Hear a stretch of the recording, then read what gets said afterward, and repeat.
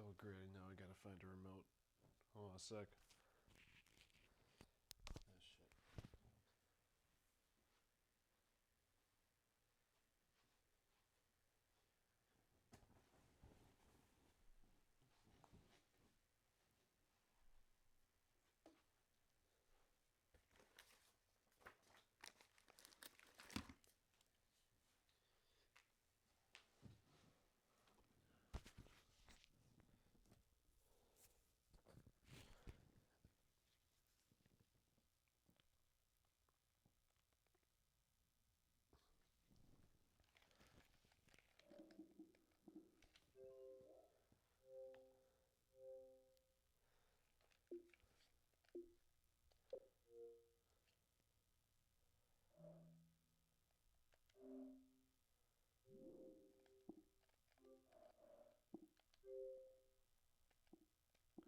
Been a while since I touched this.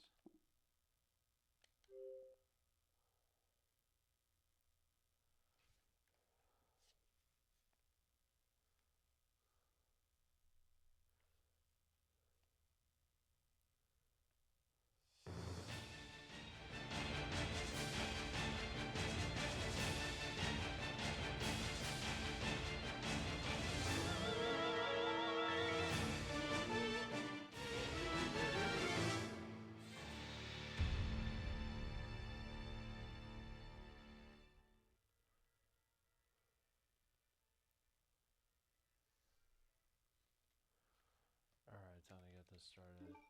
Hello and welcome to the MadCAST Gaming Edition, or Gamer Edition. I'm your host, Jason, the MadCap Critic, and today's going to be really exciting because I've been looking forward to this game all week. So, we're finally going to play Resident Evil Code Veronica X, the remastered version. So, those of you who are joining in again, welcome. Hello, Bathory. Good to see you again. And I feel like I owe some content that I was aiming to do this past weekend. I meant to do Stranger Things 3 and talk about it in full detail, but I'm gonna postpone that till tomorrow because I was busy with work and stuff. But I'm still keeping it with these gaming live streams, especially the Resident Evil stuff. So I think it's time for me to, get this started. Again, this is a speed run, so it's not a complete walkthrough with cutscenes. So I'm gonna leave some cutscenes in because some are just hilarious in this case. But one of which will be the prologue, which is probably like the most badass opening to these Resident Evil games to have come out. So let's get started then. So if you are joining in on this game, thank you again. Let's get to it.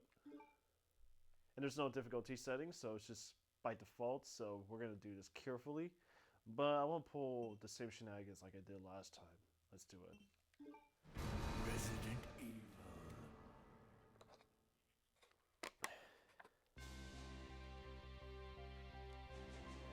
The American Midwestern town, Raccoon City, has been completely decimated due to the Now, outbreak that was instigated. I've never played this game when I got into Resident Evil. Claire Redfield, who arrived I think the to search for her lost time where I was really looking into this franchise was in 2007 when I bought Resident Evil 4 and borrowed Resident Evil 2 off somebody. And this game wasn't really available to the PlayStation 2 console. 3 months later. Since I had that around before I jumped to next gen stuff, so I had to watch this via on YouTube on like little fan made, little fan made movie of like the gameplay and cutscenes like cobbled all together.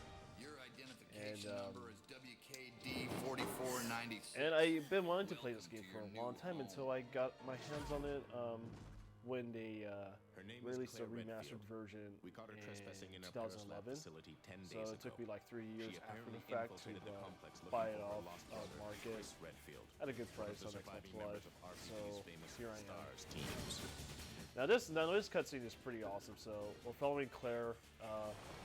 pursuing her brother, who's going after the Umbrella Corporation, and she finds herself in a Europe headquarters. And this action scene, what I've read, takes direct inspiration from like John Woo action films, and unfortunately, this was aped off in the Paul W.S. Anderson Resident Evil film, the second one, Apocalypse, in a very shameless way, because it doesn't really have, clear dodging boards, but it's still awesome. It's still fucking cool. It just shows how badass she is. Pretty awesome scene. And yeah, this moment too.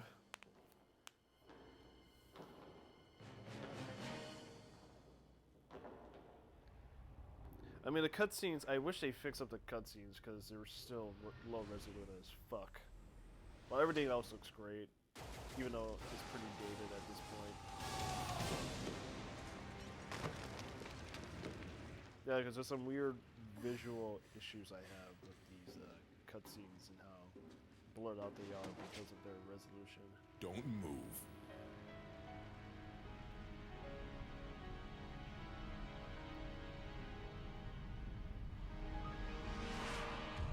But this, like right here, like the eye shot, it really pulls off some dynamic stuff, which we would never see, which we have never seen before at the time.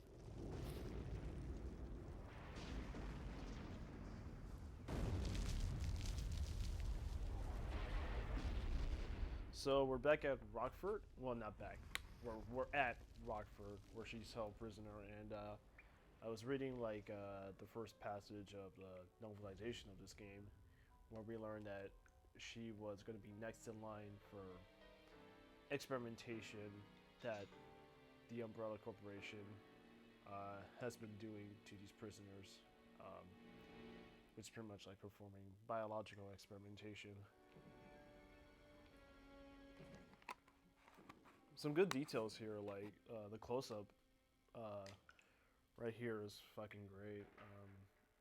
Good spot-on animation. And then we meet one of the most sideline characters in the entire franchise. And I'm hoping with the remix going on, I mean, it took freaking 15 years and more to come out with, alright, here we go, to come out with the second game to be remade into the next generation. Alright, let's do it.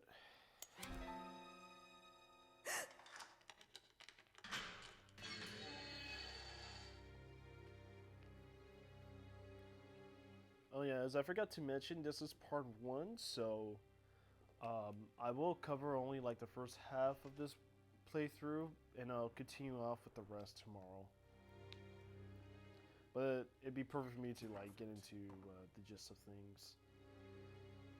And you know, like my previous Resident Evil walkthroughs, I did a demo run. Here I got as far as I don't know, it might have been I believe meeting Wesker. But in any case, this prison's been taken over. Troops have But there were some points where I had to reset the game in my demo run because I fucked up. But you may as well know you Not have no getting the chance of fire getting off extinguisher, this island. which I needed. And what about you? What are you going to do? So yeah, this is Don't worry Rodrigo. about me. He's like I'm assuming like the warden. Well, anyways, he runs the whole prison, but again, you know, it's got a cool voice, very interesting sounding character, and there were some good things about him that I wish they kept it around more often, which I'm hoping the remake, they probably put more focus onto this character, make him more of a competent badass, like they did with Marvin in Remake 2. And, you know, a big change compared to the classic lineup is pretty much like the fixed angles. There's a movie camera this time, so as your character moves along, the camera moves along with her. But there's some strong lighting too, like the candlelight in the hallway is a great touch. And these loading screens where they do take their time, but, you know, this time you hear like just nothing but silence and a heartbeat, which builds up suspense. And it's a lengthy way to just kind of load up the entire map. Alright, let's do it. Alright, we're gonna skip this because we've seen zombies pop out of graves, which still doesn't make sense in context with what we know of Resident Evil. Alright, oh, shit, I took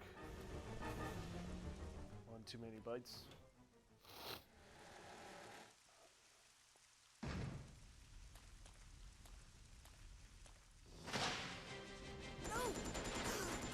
And here we meet, quite arguably to many fans, the worst character in the franchise.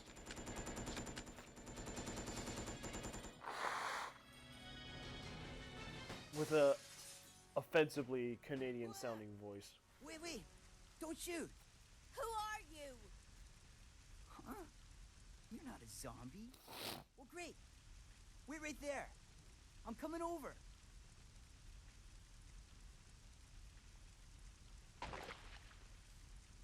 Sorry about that little misunderstanding, but I thought you were another one of those monsters. Shut up. Make one wrong move and I'll shoot. Relax, beautiful. I said I was sorry. My name's Steve. One of the biggest controversies behind this character, or lack thereof, was initially his design. No surprise there about 3.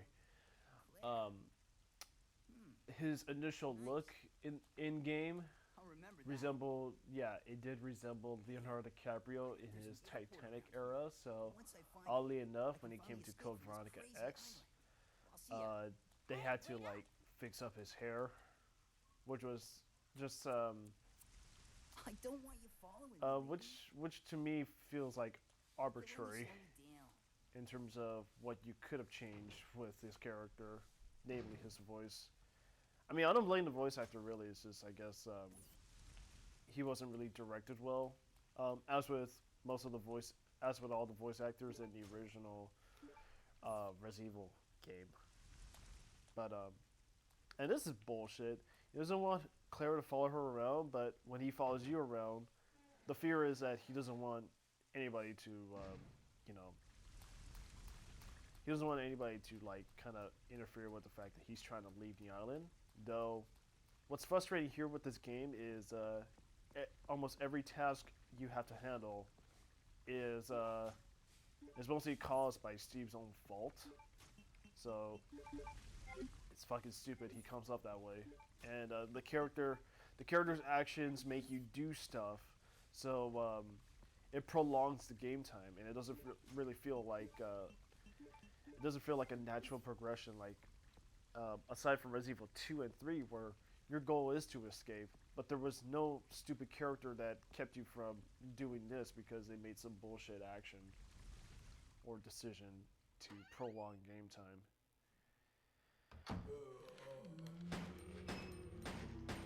Oh shit, that was too close. Let me kill this guy.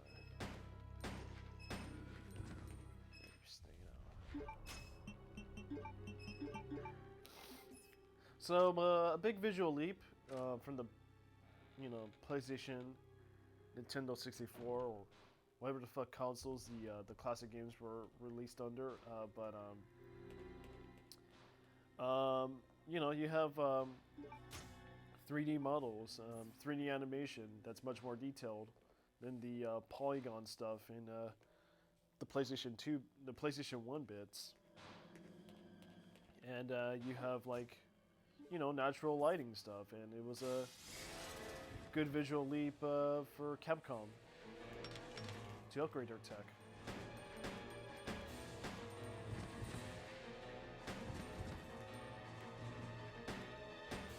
Oops.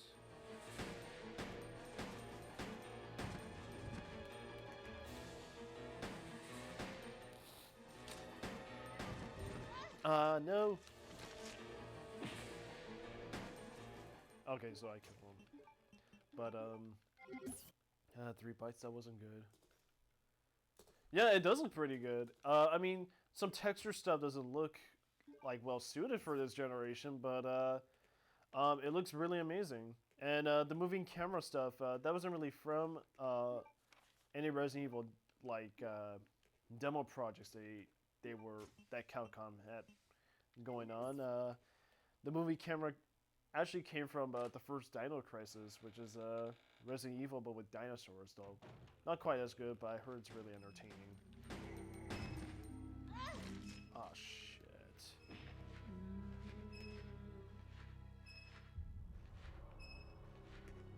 Okay, so basically there was a bombing run that unleashed the experimental T virus, what it's called here, and let loose another zombie infection and other monsters that this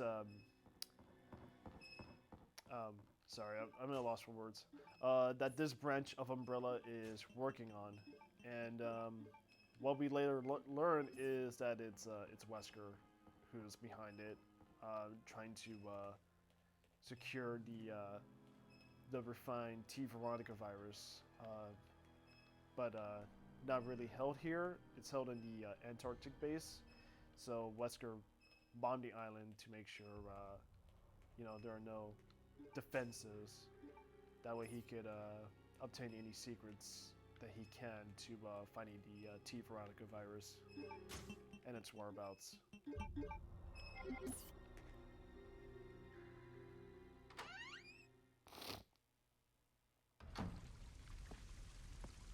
And it would be assumed that Claire and Steve would be next in line for further experimentation that Umbrella has been performing on the prisoners.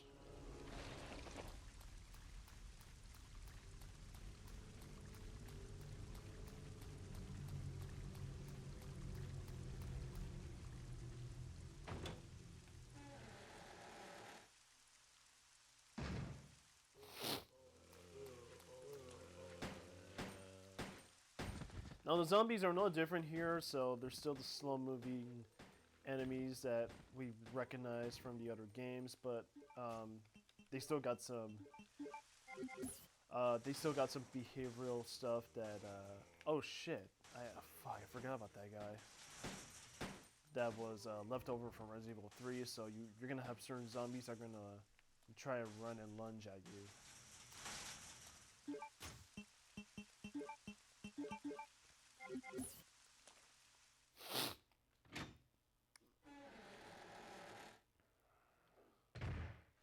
Now I hate this bit here because you really have to trigger this brief little cutscene here to unload all metal objects, and that includes your weapons. So your character is going to be defenseless in this area to get past this corridor, and then you have to go into this room.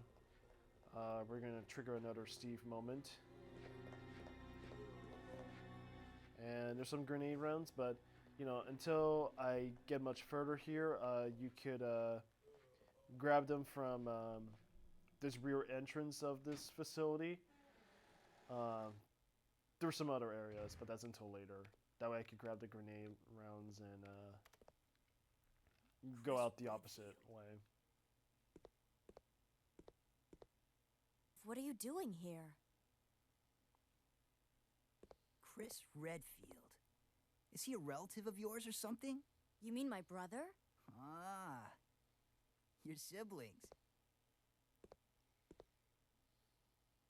Well, Now I gotta remember to trigger that terminal because that What? opens the shutters from the way I came in. The last time I did my run on this, I didn't open the shutters, so I had to go back. Good thing I have access to an outside connection from here. It'd be that blue light on that panel box that's blinking. Why don't you send your brother the coordinates and ask him to come help? Thanks. Now this cutscene's very bizarre because Hey, I was just he brings kidding. up first he brings There's up no way Chris, he could and get here, even if he Claire is your knows that brother. he's looking for Yes, her, he can. I'm sure of and it. because of some No. incident in the past, Steve just bombs off. You'll just end up disappointed if you rely on others. Believe me, I know. What the hell? What was that all about?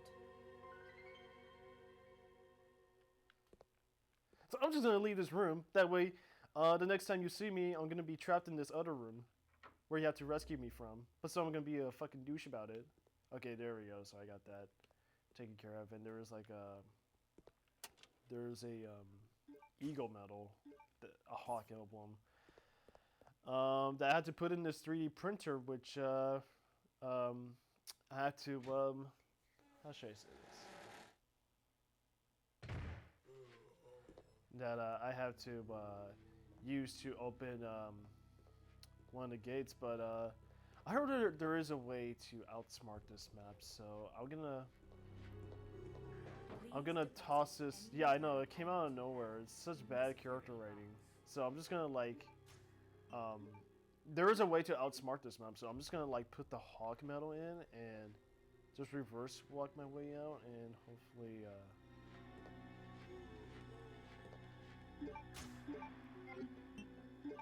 hopefully I can get it. Okay, no, that didn't work. Somebody managed to do it on the Dreamcast version, so I'm not sure if that's been altered or if I could still do it. But for now, let's just do this in a more practical way. Fucking bullshit. I mean, the trick is you have to walk backwards good enough to be in good close contact with the box, and fetch the hawk medal out of there. But that's not really gonna happen because I have to grab the fire extinguisher and eliminate that fire from the graveyard, and grab the suitcase that has this mimetic metal that I could use for the 3D printing process.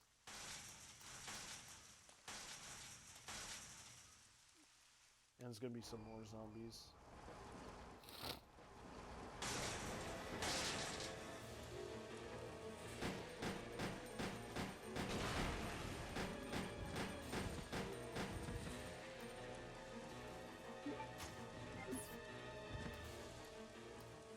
And here I'm gonna have to grab the padlock key because the way I'm gonna come out, there's gonna be some dogs, and I have to open this door on the opposite side of this section here, this door. So I have to go around. The trick to avoid these dogs is I'm gonna go up the. Oh fuck! Oh no, that's not good. We're gonna go up these steps, and the dogs are gonna just disappear for a while, and I could have an opening to open the padlock door.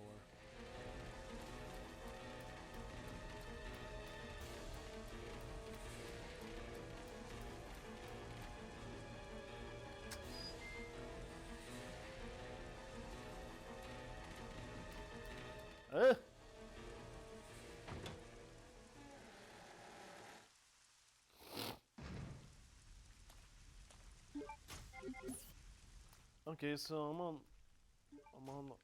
Oh shit. Fuck. So I did it again. I forgot the fire extinguisher, so I should probably get that. But don't worry, it's just an easy way, in and out. Pretty simple.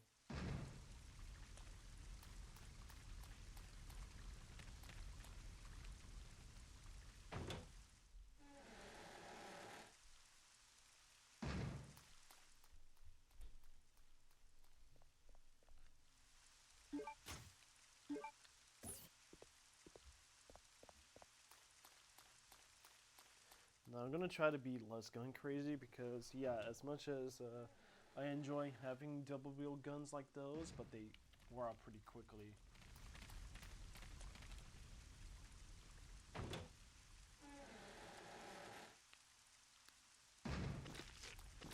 Oh shit. Ooh, barely missed that zombie. So now that area is gonna be full of zombies. Now, there are ways to get past them, to find like a good opening and, you know, run past them.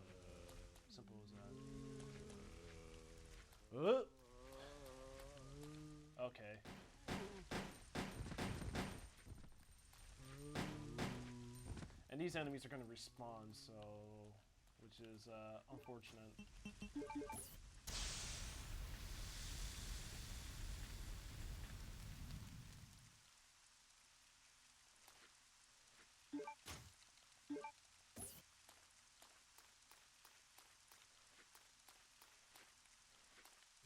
Okay.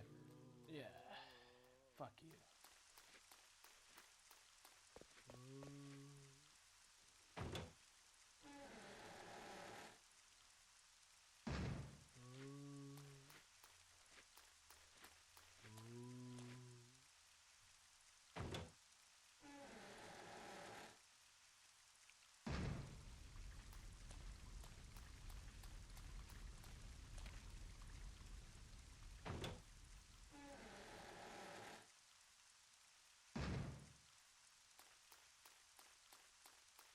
Now, what sucks is was when I get the Hawk Emblem like replicated. On my way back, zombies are gonna burst through the corridor. So what sucks about this fucking room is it takes away my weapons. So I have to just like flee in the from security there. box.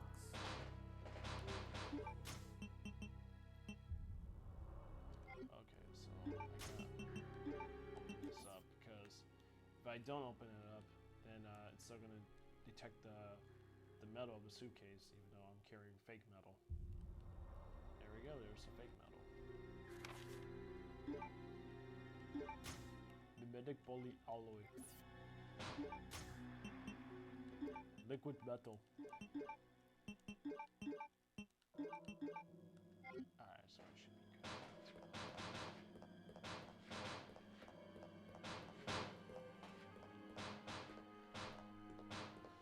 Okay, so I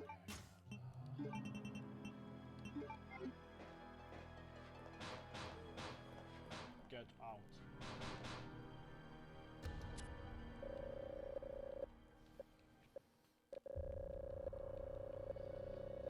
Man, the shit you have to put up with Twitter. I was in a Twitter war with some Jurassic World fanboys that are making up a good movie than what Controversial proposed in fucking Jurassic World and Fallen franchise. I still stand by it. Fallen franchise is probably like one of the worst blockbusters I've seen in recent years, and it baffles me that there are fucking people defending it. Like, it's a fucking bad movie. There we go. Let's get the metal ready.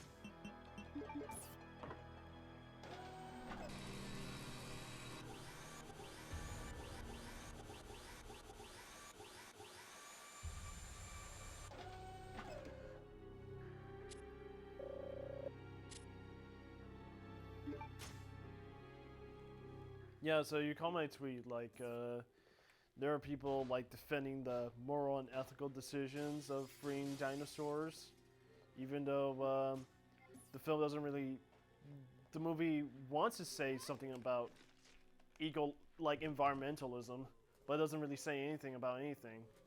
And it doesn't really have, characters that are well defined to, propose that argument, because what we learned 4 movies in is having dinosaurs like in the mainland is a fucking bad idea, and it still remains so.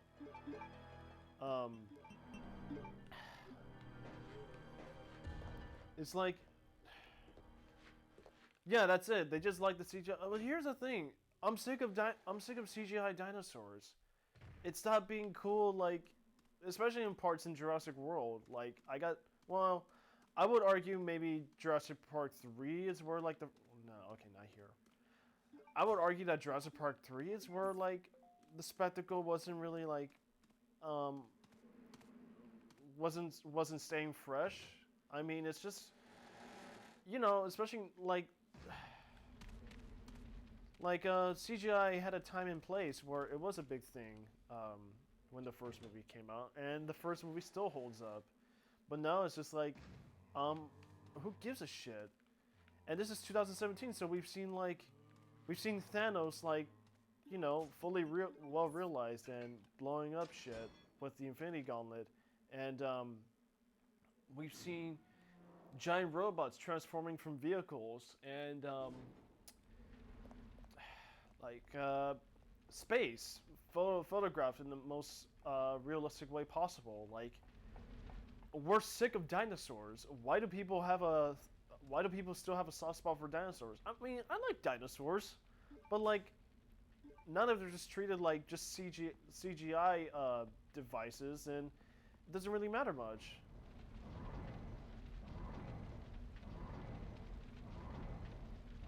Yeah, like, dinosaurs. I think Pat said in his review, releasing dinosaurs in the mainland would make them a highly invasive species, because we've seen what happens when animals that don't belong in certain environments could do some harm in other ecosystems. Like, I read this long time thing where, snake trappers and, pet shop owners have,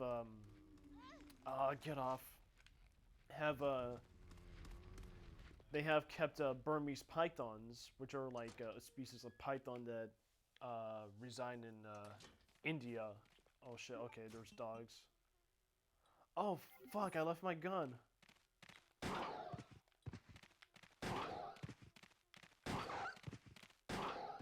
Fuck you.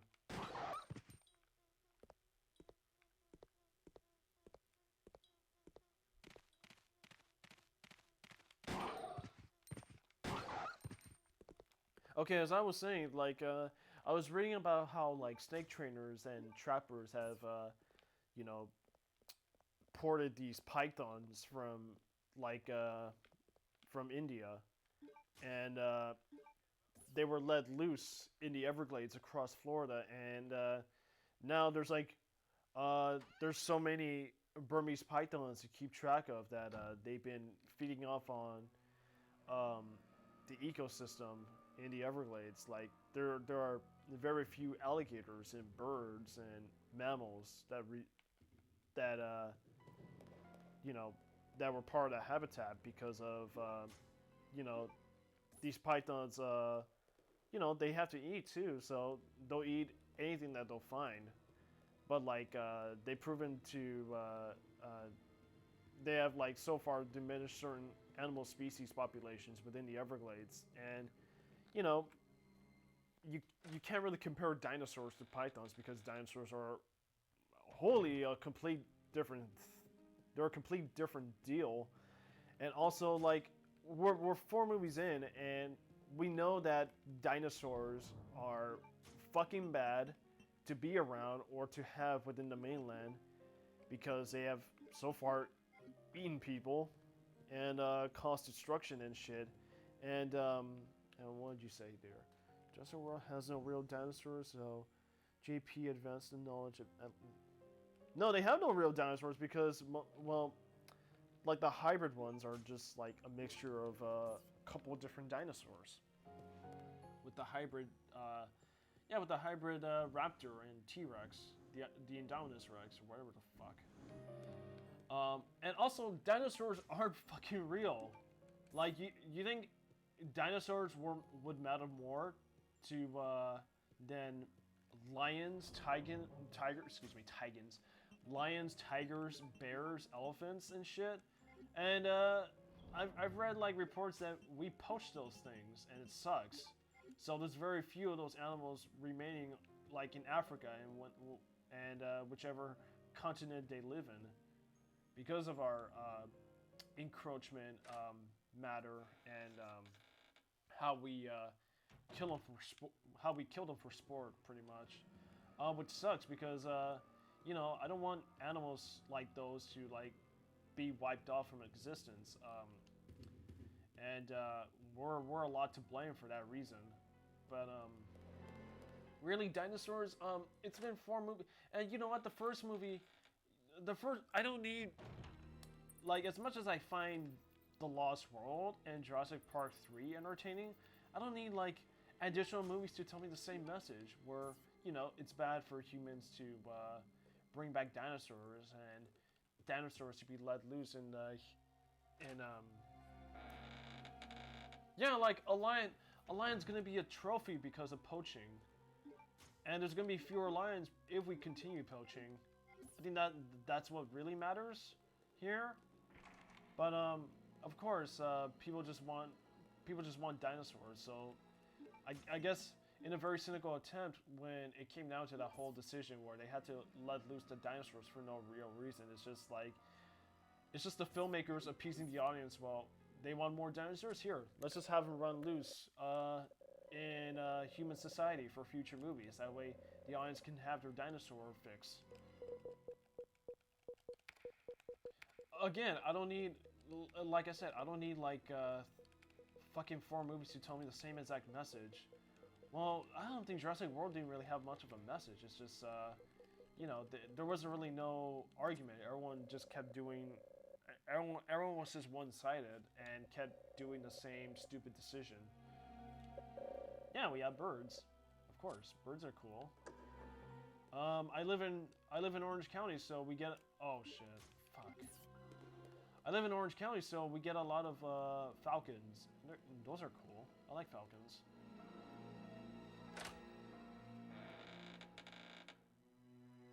It's really come down to the point where I'm just, because of this whole weird thing with Jurassic World, it's become like a cult, like with Star Wars, where I fear like there's going to be like conventions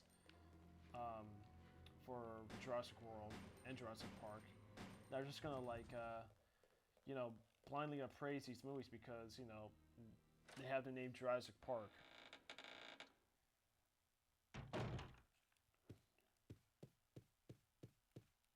Jurassic Park. I know what that is. Dinosaurs. T-Rex.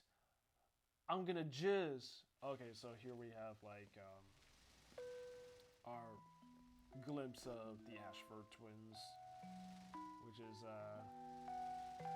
which are like the central antagonists of this game. Very creepy. Doesn't play like a very incestual relationship.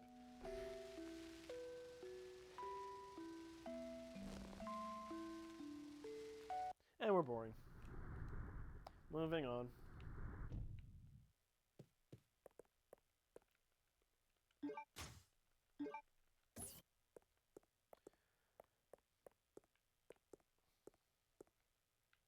So I can't take those guns because I'm going to be trapped here. So I got the steering wheel when I have to go into the submersible to the other areas. So I'm going to step out, but then Steve's going to call out for me. So that's when I have to like go back there again. But I'll talk more about Jurassic Park when Bat 3 comes back.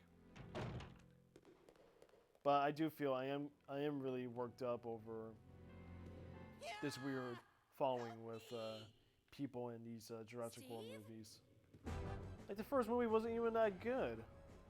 Like, okay, initially it was fun. It was fun at the time when it first came out in theaters, but I just don't really have much attachment for it because I don't think the movie holds up pretty well.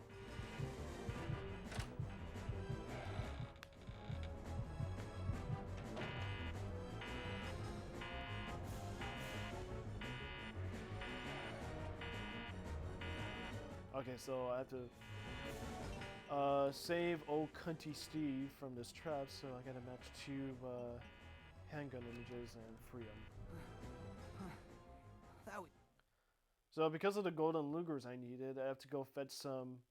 I gotta fetch some better weapons for Steve. Now I can have the Lugers because again, more time for game progression.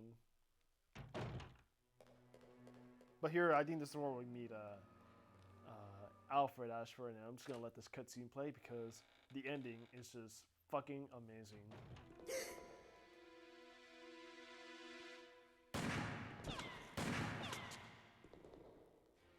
Redfield!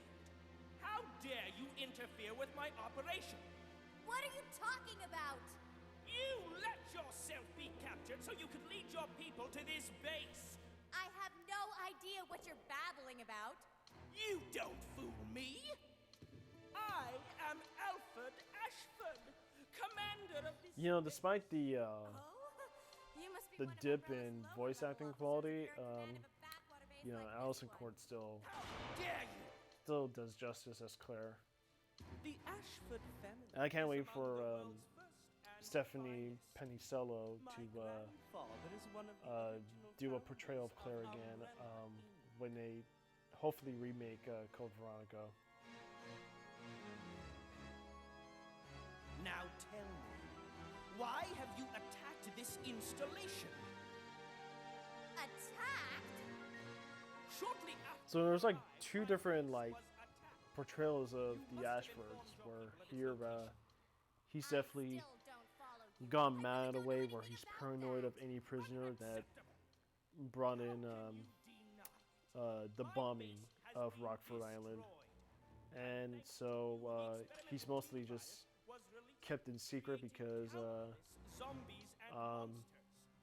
outside of anybody's watch, he Tell plays me, Norman Bates who do and you work dresses up as for? Who sent you? his twin sister with a weird Have it your incestual way, obsession then. over her. You're just a rat in a cage anyway.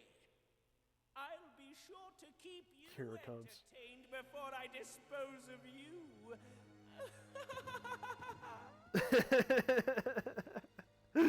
Oh, for that reason, I love this game.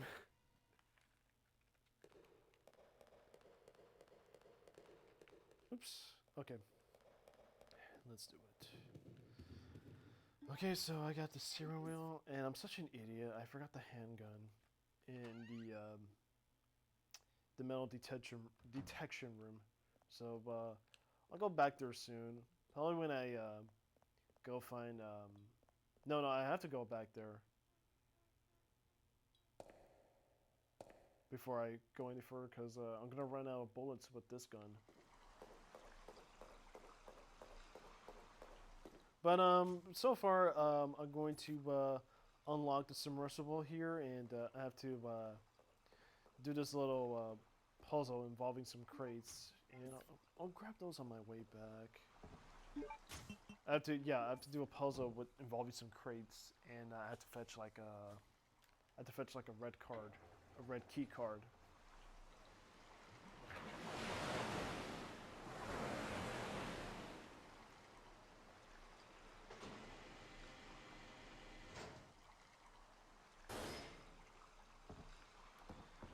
Let's go down. Oh yeah, no, this is where we get the side pack. I get a side pack here.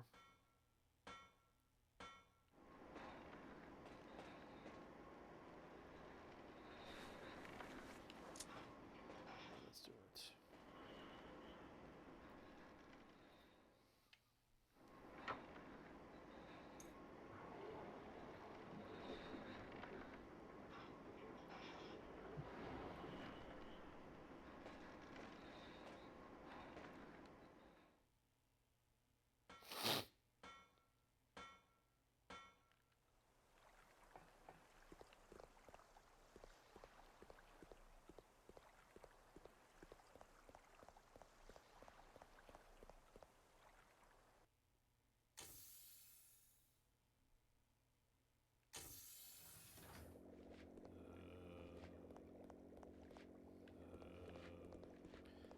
Uh. Alright,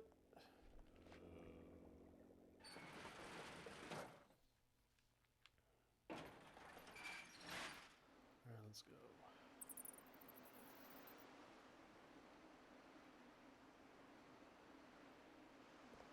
And there's a seaplane I will use to leave the island, but eventually I'm going to have to lift that platform up because, you know, I got to have the plane take off.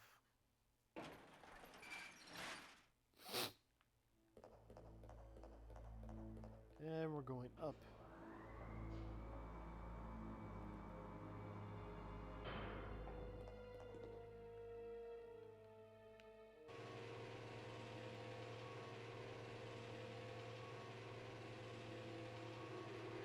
Now, the movement of the screen is very limited, so it's definitely based on how these directions of where you're supposed to move it are handled. So it's not like free movement. There we go.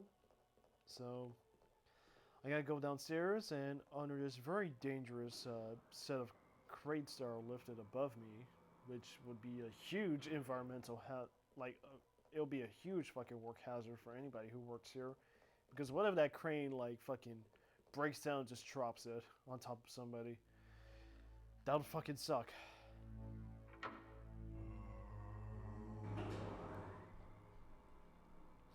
And there's gonna be some more zombies.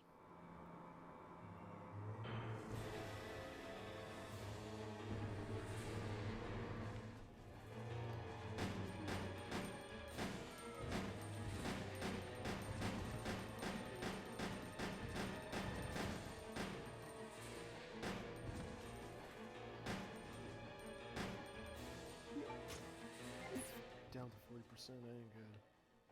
I'll be sure I don't waste too much.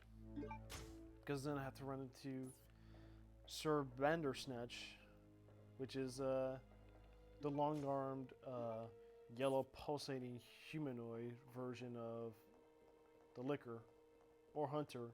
But eventually I run into Hunters as Chris. And that's until part 2.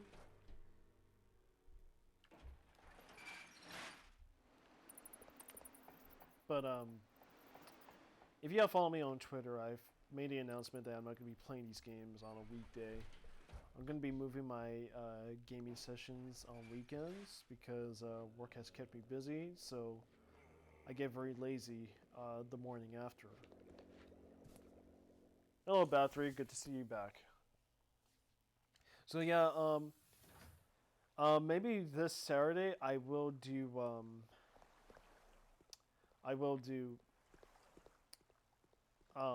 oh yeah, sorry. This Saturday I will do Remake 1 with Jill.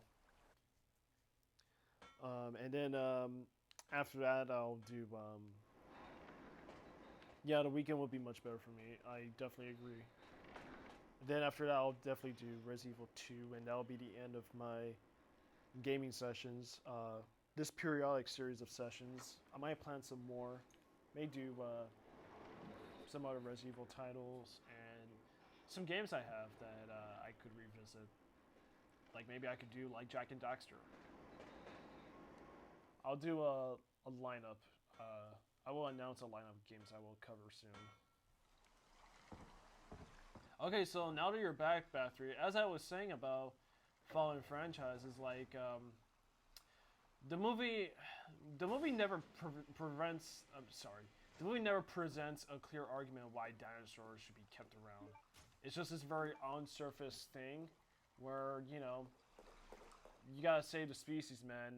That sort of like Greenpeace environmentalist cliche that I'm sick of seeing in a lot of movies.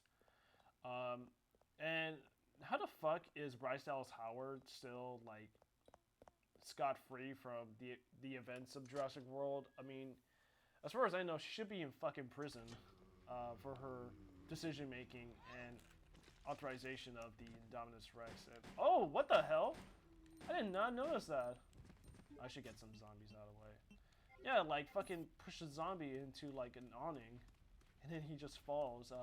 Okay, so I got the card, so I gotta go downstairs and grab my handgun because I'm an idiot. No, really, there is no reason. It's just like, I guess it's a very meta thing. I guess Colin Trevorrow is trying to be very meta about audiences loving dinosaurs and why we should have more dinosaurs.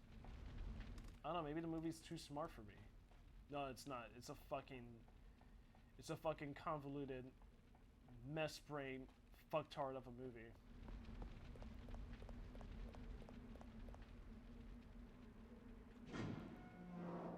Well, anyways, Bryce Dallas Howard's character should be in fucking jail. She should be arguing opposite of Jeff Goldblum in the same courtroom for as far as I know.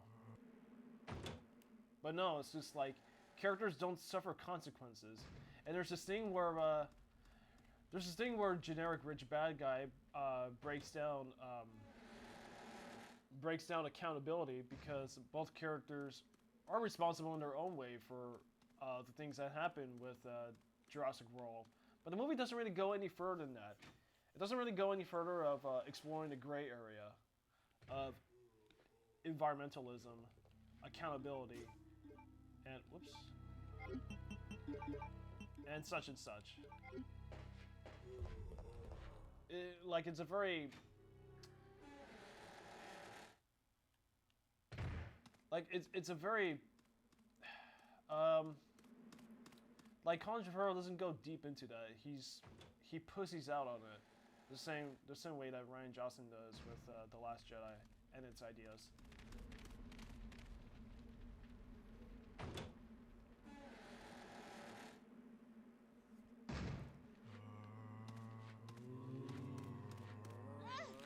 Okay, I think that's my time. That's my time to heal.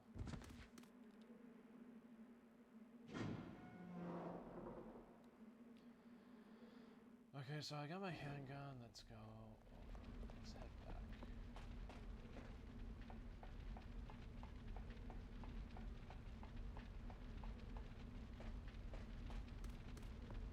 No, Hollywood doesn't understand anything.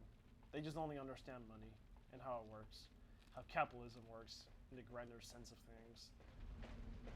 Which is why we get shitty movies like those.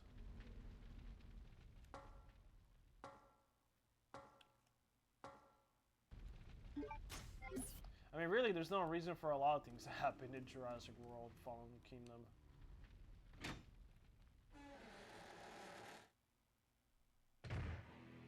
And really, there wasn't much outcry over a volcanic eruption in some areas of the world, some countries in the world, for like people to be evacuated and, you know, and animal species too. So why is this there? Why is there this? Why is there a further mobilization to save dinosaurs? And first off, why would you open a fucking theme park where an active volcano might erupt? God, man, this fucking movie.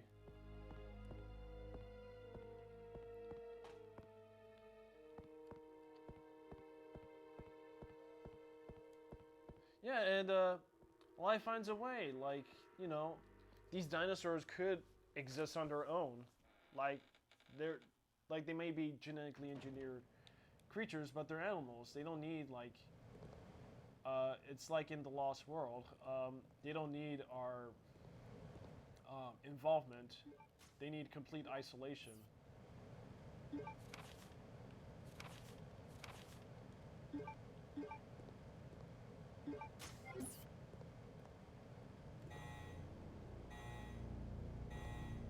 Yeah, what's the worst that can happen? And that was kind of odd too. Like, I never, in the first movie, it doesn't geographically set up, you know, the theme park with the rest of the island. Oh, it is cutscene. It's kind of odd. I was curious in fighting this cutscene because I saw this on the internet, but yeah, some dude gets his brain smashed, but yeah, it was just, I have to like go to this room a lot sooner to trigger it, but let's get out of here.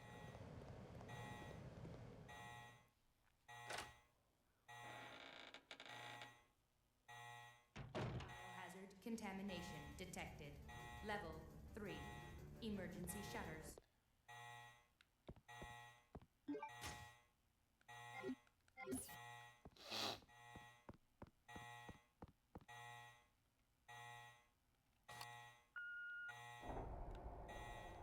Okay, I gotta get past this thing where I'm gonna run into Alfred, and he's gonna try to snipe me from the high ground, and I have to just like get out there before he shoots me. That's my cue.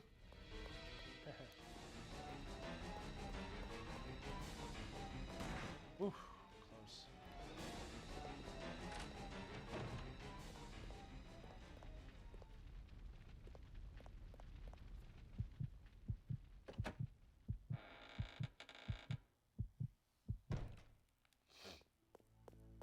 No, but as soon as those characters arrive on the island, the island starts to erupt. That's the logic it's going with volcanoes.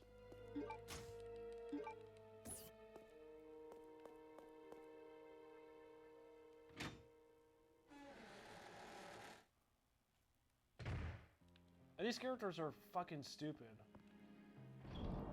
these characters are not likable. They're not endearing in a sense. They're not very intelligent in a sense, and the show as hell is not. Yeah, they're not compelling in any way.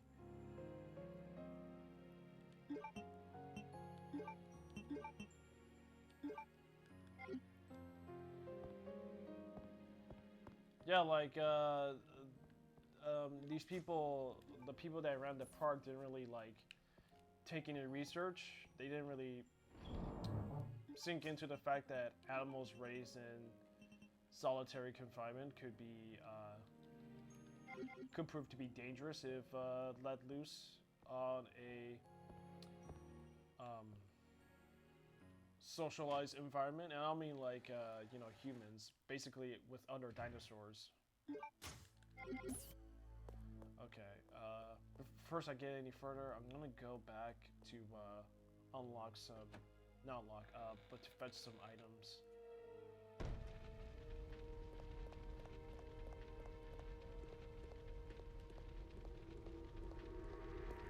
There's just a lot to explain why those movies don't work.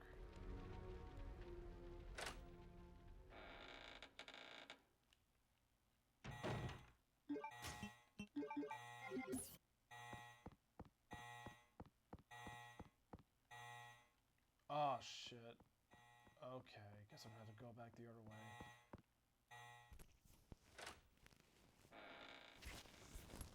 I forgot about that.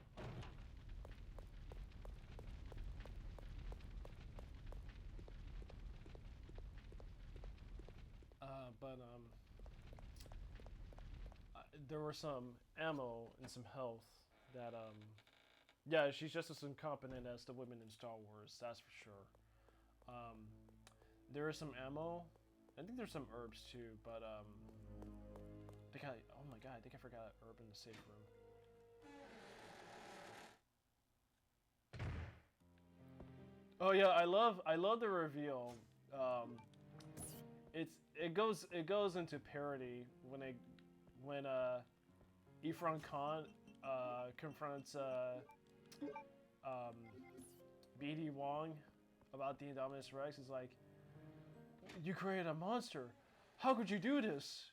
Well, you authorized me to do it.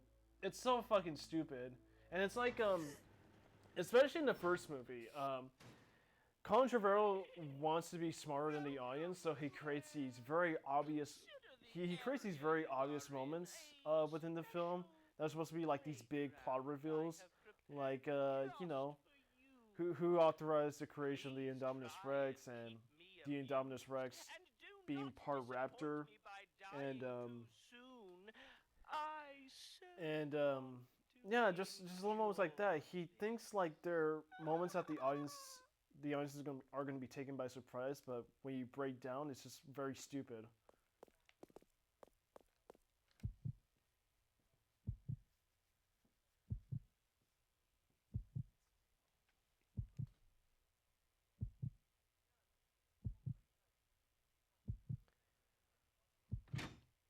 Okay, so I'm gonna confront the other Bandersnatch.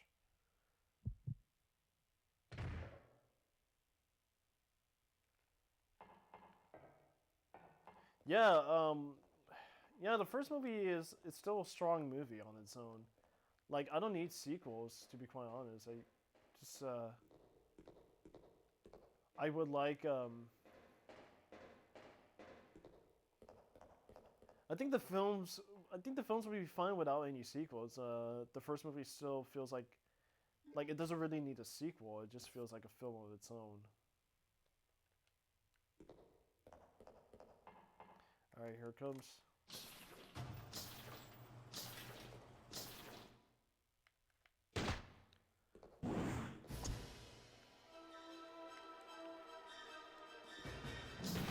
Okay, time to go back. Fuck you. You got no wall to grab. Fuck you.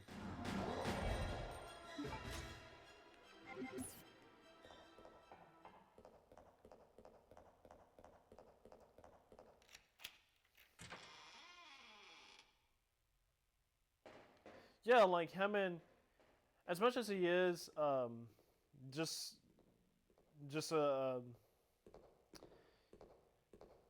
especially he is a guy who just wants to market these dinosaurs off for money and merchandise. He did legitimately care about the animals and the habitats that he provided for them, even if there were some arguments made by Laura Dern's character about certain plants that he didn't do research on that could be poisonous for certain dinosaur species. Yeah, he had a real compassion for dinosaurs, but at the same time, he was very careless about the power of science and what it could unleash if we play God, and that was a key theme with Jurassic Park is pretty much our lack of hubris and carelessness of nature. But thanks for the help. See? This is why you need me. I got your back. Whatever. Here. I love Claire. Okay, let's do it. I mean, parts of the Indominus Rex aren't bad by design, but it is pretty much like 98 Godzilla 2.0. Yeah, fuck you, douchebag.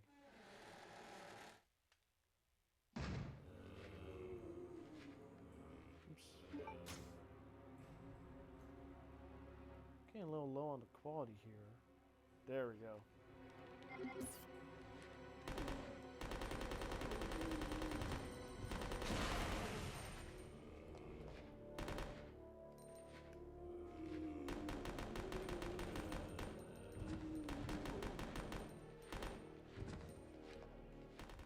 Oh my god, would you turn your ass around?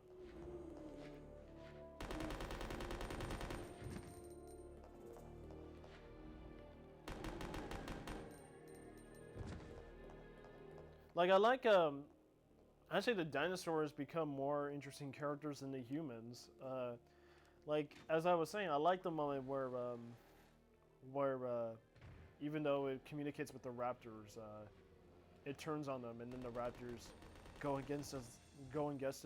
Excuse me. They go against it like this crazy animal that they don't want. That they know it's not a real dinosaur to associate with. Those are the parts I really enjoyed about the Indominus Rex. It's like they're rebelling against this abomination.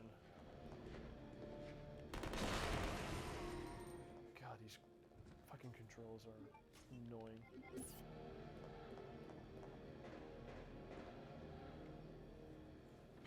This might be a big dumb reveal, but I would kind of buy it if the twist was that it had very primitive human traits. If it was part human in a way where it exemplified our former primitive nature as human beings, as just these malicious, beastly, violent individuals You can depend on that me. kill anything on sight. You see? This thing is a lot more reliable than any person. Oops, I forgot to skip this. Steve has his whiny moment.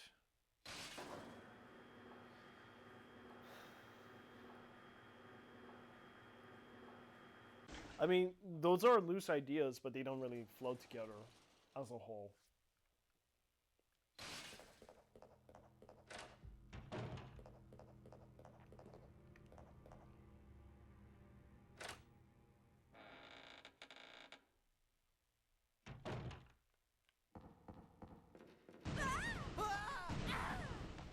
I remember this the first time I saw it, when I saw this movie. I was slightly enthusiastic about the movie until I saw Brad Jones's review when he used to do midnight screenings. And I was so aghast, but like, how could you not like it? I mean, at least it was fun, and then years later, like, oh, I get it now. I completely understand.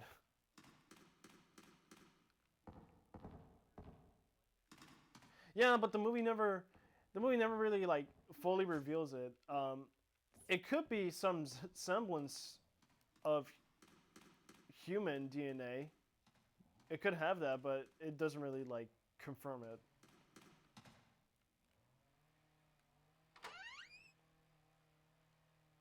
Like all I read, like it had cuttlefish genes, which gave it like abilities to camouflage.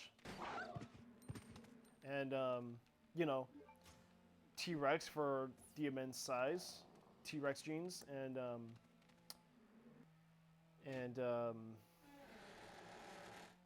yeah, raptor traits because of its ability to communicate like raptors.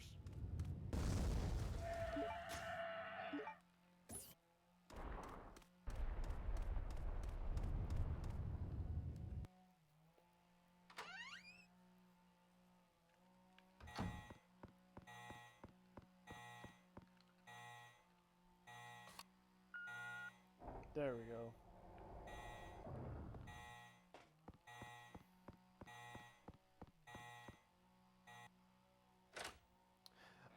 And what other positives? I mean, I could name some other positives about Jurassic World that I was kind of fascinated by. I like the cinematography for the most part. He does a good job of making. Colin Trevorrow does a good job of certain camera placements and the grading and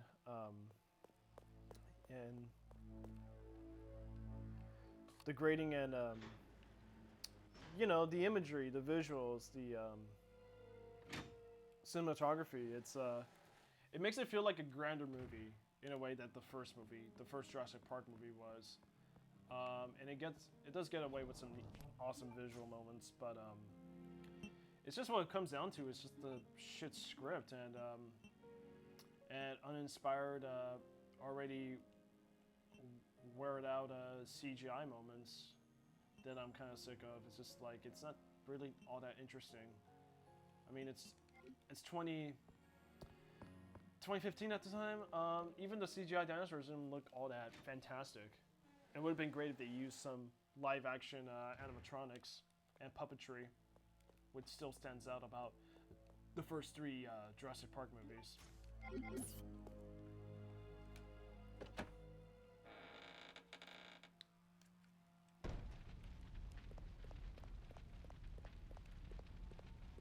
Oh yeah, one thing I don't really understand is how is the dinosaur that knowledgeable enough to remember where they placed the tracker and to peel it off from its skin. I mean, the arms are much more lengthier than the T-Rex's, but I don't think it's able to, you know, scratch itself, or at least skewer a piece of hardware out of its body.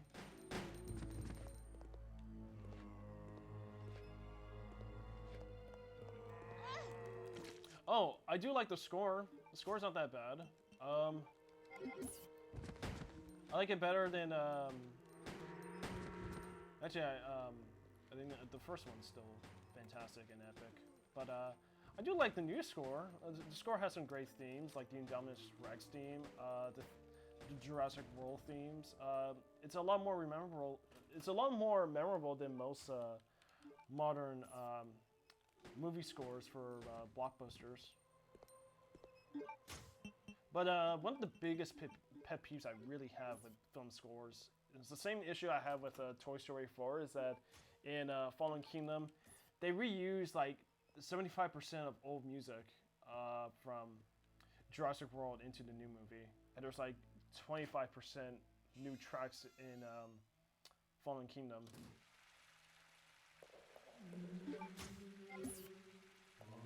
Oh shit, there's this on.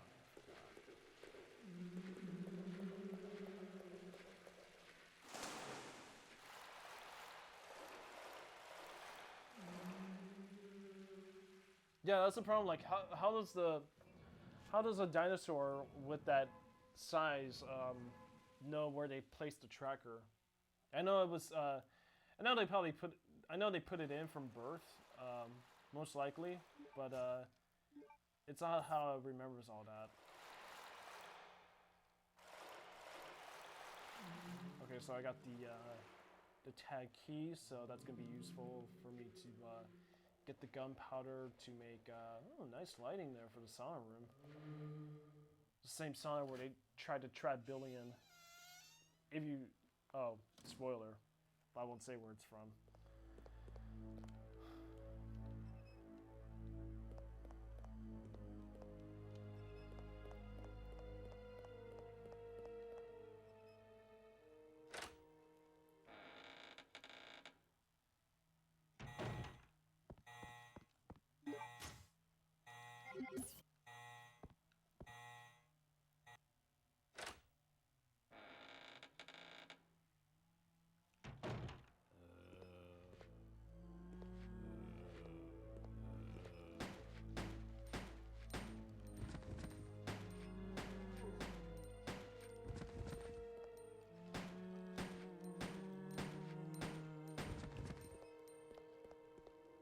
But just a lot of things about Jurassic World don't really work. The characters aren't very likable, they're not compelling, they're very stupid. There's a lot of bad decisions made just only for a plot to start, only for a plot to happen. The meta aspect isn't all that compelling. It's not all that clever. And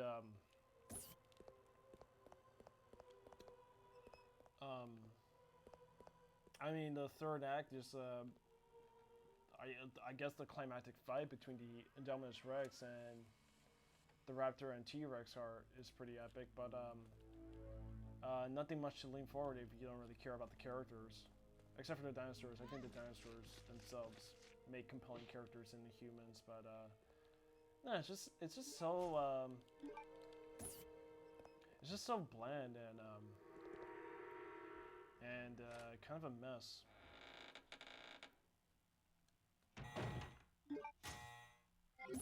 And it's back to the issues I have with a lot of like filmmakers and storytellers, is that they don't really know how to.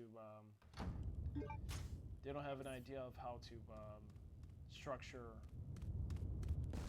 storytelling and revise a little bit of their screenwriting talents.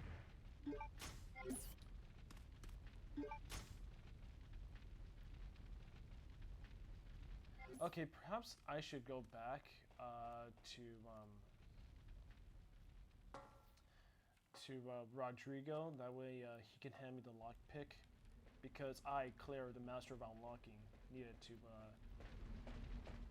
unlock some briefcases and get through certain doors and rooms. That way I don't have to like go through all that mess with those zombies in the graveyard.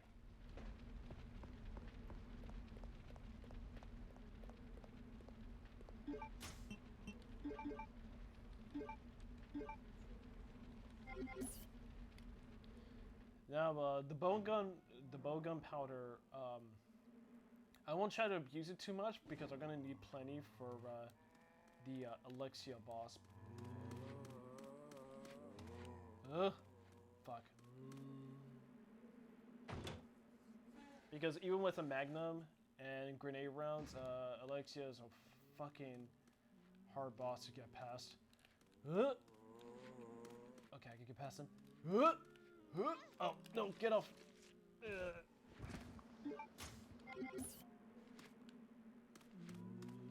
Okay, so that zombie's clearly dead.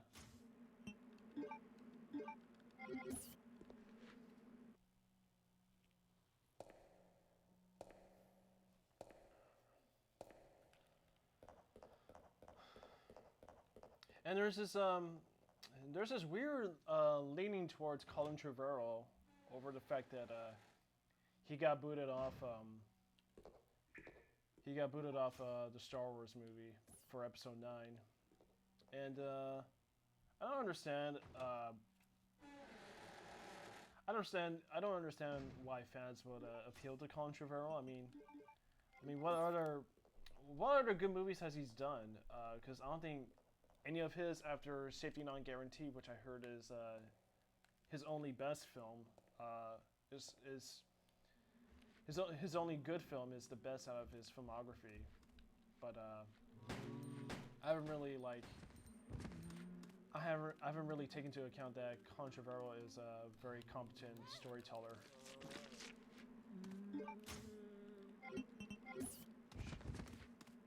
I should be careful. Yeah, maybe just take some health, because I got plenty upstairs. And it's not like the franchise will be in better hands with Colin Trevorrow on board, because I don't think he make a good candidate to direct a Star Wars movie, in my opinion. At least out of his films so far, it's not set. Because, I mean, like I said, the franchise isn't even in good hands, especially now that they had Rian Johnson to direct The Last Jedi, and that's already become a huge debate across social media.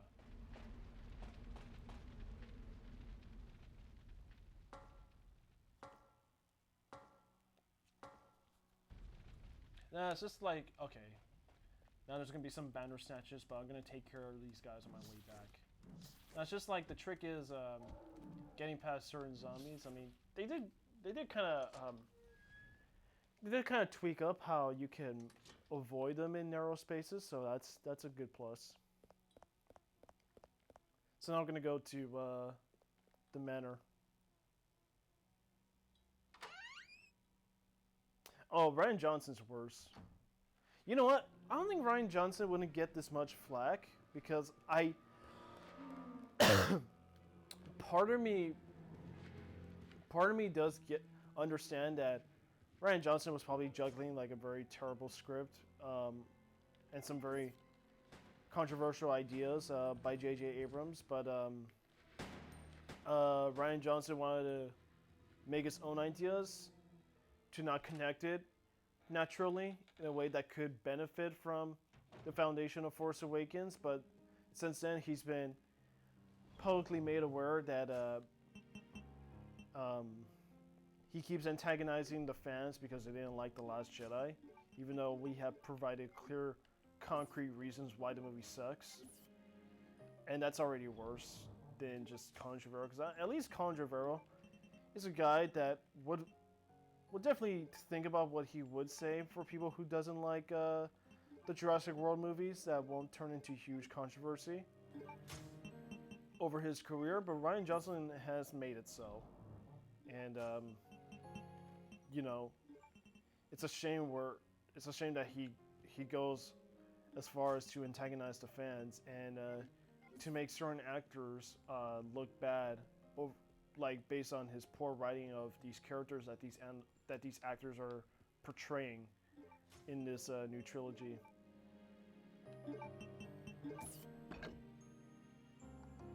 Because I do get a feeling like Ryan Johnson doesn't even like Mark Hamill, based on like that one footage in that panel they were in when Mark Hamill like emphasizes how important it is for the fans with these new Star Wars movies, but Ryan Johnson just shoves it off.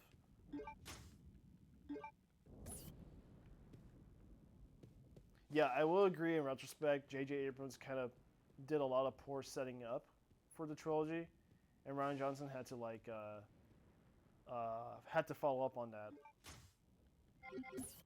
Okay, so there is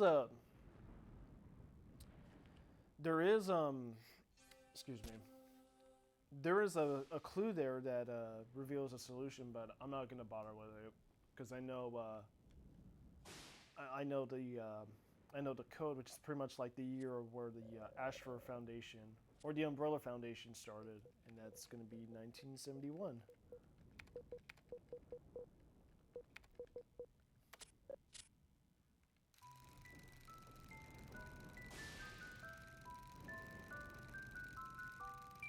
And I gotta move quickly because a banner sense is gonna burst through the window.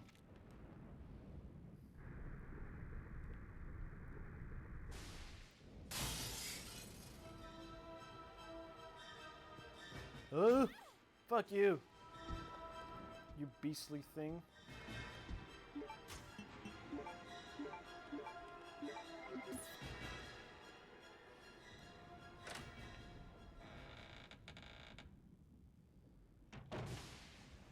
Yeah, and then J.J. Abrams not taking part of the second film is stupid on his part. Like, if he really wanted to, if he had to make Episode 9, then why didn't he just, like, come back and direct Ryan Johnson to his vision? Like, you know, freaking collaborate.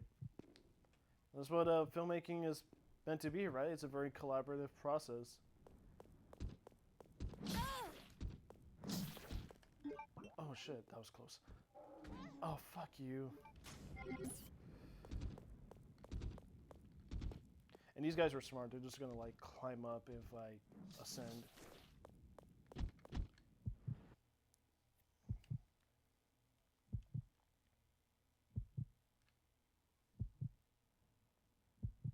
Yeah, it's obviously that was Kathleen Kennedy's decision because of the ongoings behind the scenes with these filmmakers that were hired to direct these Star Wars movies, it's no denying that it's Kathleen Kennedy's call.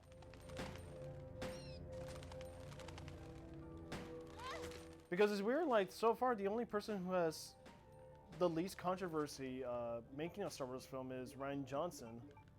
And it says a lot about Kathleen Kennedy's decision making, of how she sees Rian Johnson.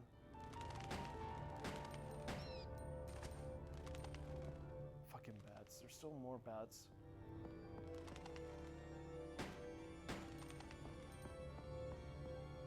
Because Rian Johnson's the only person who hasn't been fired, and he hasn't had any tinkering involved with post-production in terms of like The Last Jedi alone.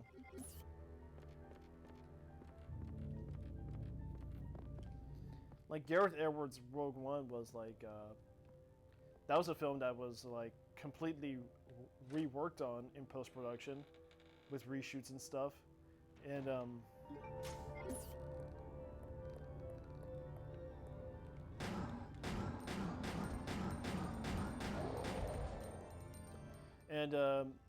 Chris Lord and Phil Miller were fired and were replaced by Ron Howard, and that led to even bigger disaster when the film bombed.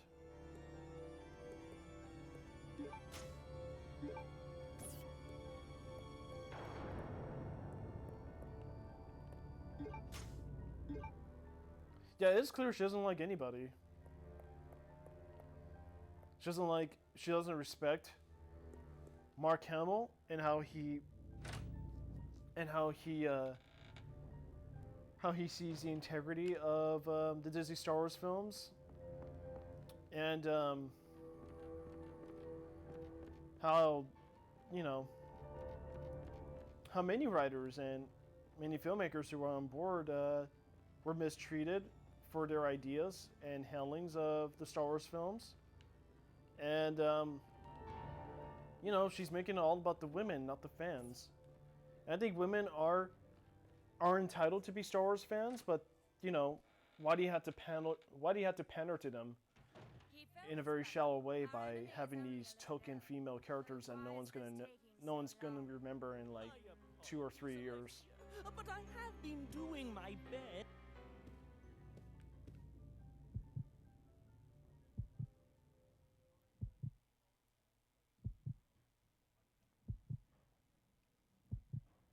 And just these, the shitty politics behind these Star Wars movies, it's aggravating.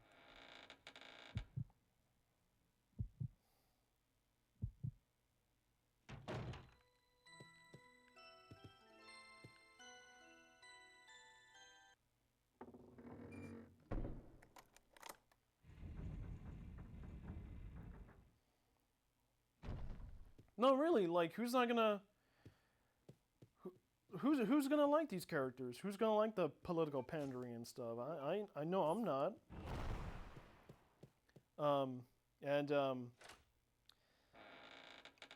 Rey, Rose Tico, Hold the Door, even the iteration of Leia in these new films, they're not gonna be remembered as much as Leia in the OT or Sarah Connor or Ellen Ripley.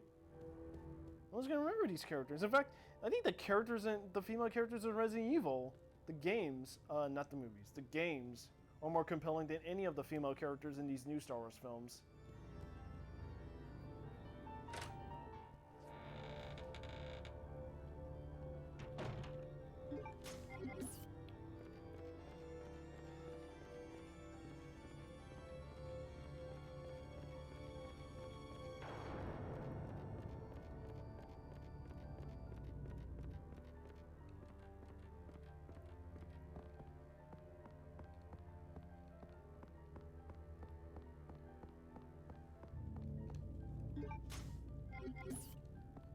Sarah Connor.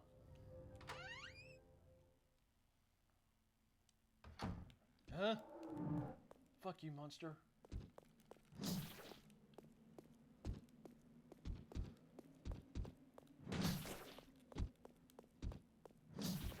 Fuck, I hate these things. Hey, I got out of there quick and easy, right?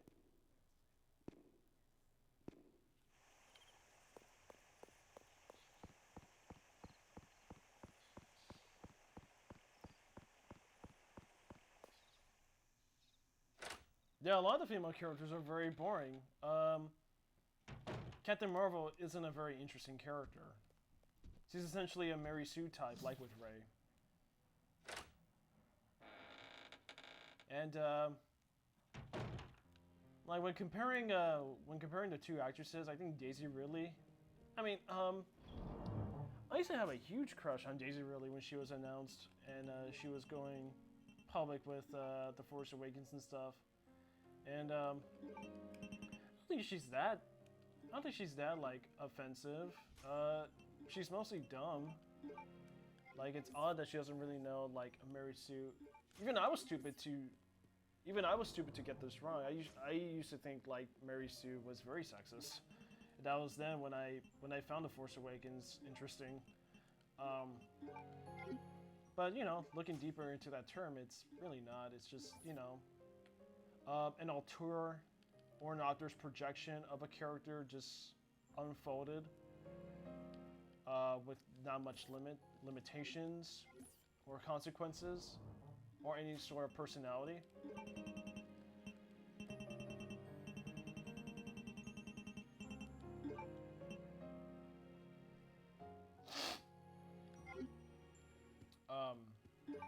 Yeah, Alita has more emotion, and she's a CGI character. That's funny. But I mean, if Daisy's gonna like defend these Star Wars movies and her character, she's practically the lesser of two evils, whereas Brie Larson has made it clear of her politics and how she interacts with the other actors and stuff, and how she finds sexism in all areas, even though it has been known to be in some areas, but in all areas she finds sexism and certain things offensive to women. It's just like, you know what? You were great in Room, but because of that, then you lost any interest I could have in you as a person. Because I thought she was fantastic in Room.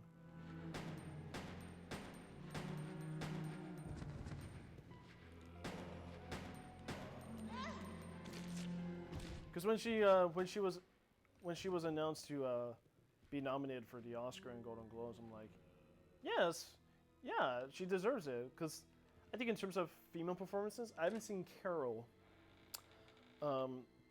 Brie Larson, I don't think anyone could compete. I think it was obvious for me that it was a performance that cannot be competed with. Oh, some bowgun rounds. I'm gonna drop the 20 rounds I have and take those. So I might use those for the Bandersnatches. I'll be back. Yeah, I don't think any actor is at fault. It's basically just on the director. How these actors are presented towards their characters, and the writing, how they're written, how their actions are defined, how their choices are defined, and how their personalities are defined.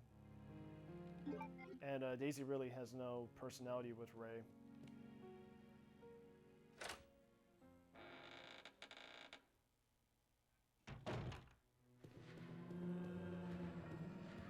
I mean, Mark Hamill is contractually obligated, but he's gone out to dislike these new Star Wars films, which good for him, dude. Because there's not an honest soul to say much out towards these Star Wars movies. Yeah, it's just like, why should I take into account of these actors what they got to say about in terms of politics? Like, you're paid a much higher sum than what I'm working with, than what the majority of hardworking individuals have to work with, and yet you get to talk on behalf of us, which doesn't really oh shit. There we go. Yeah, you don't get to talk. You don't get to decide what movies to watch or how we look at movies and how we look at things on a general sense. You're a fucking actor. You just take your money. You say your lines. Do a good job. You can impress me, but don't go out and say what I have to believe in terms of politics and stuff.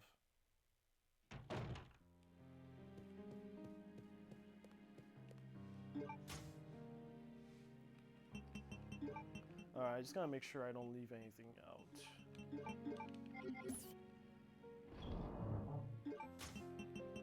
Yeah, because I'm sick of these actors, like, speaking on behalf of people, like, the people mean something. I'm sure, yeah, all actors have their fans, and I'm a fan of many actors, but in terms of how I live, you don't decide that for me.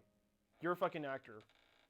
You're a Hollywood actor, you're paying, like, a 7-figure sum for whatever film you're working on, and you take that and enjoy some leisure and luxury, which I'm not going to live out because I'm not being paid any money to live out that kind of lifestyle, unfortunately.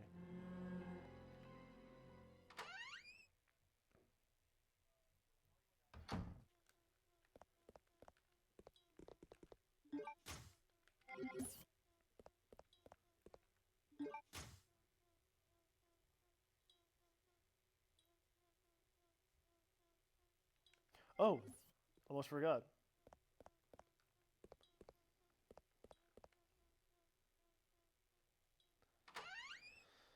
Oh boy, here I go again. Just going on in circles. I knew I was forgetting something.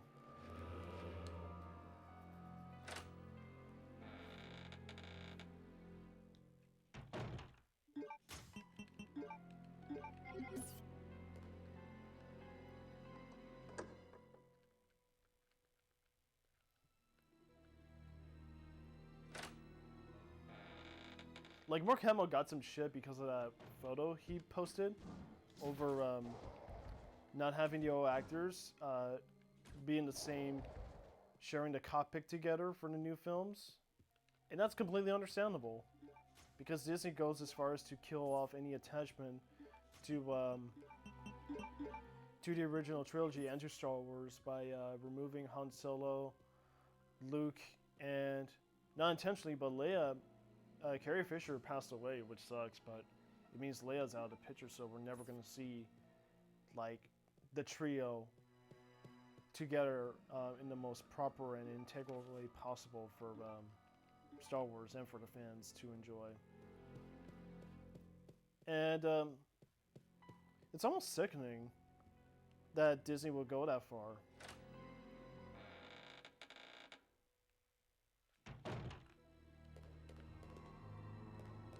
Yeah, I wouldn't care much of your skin color.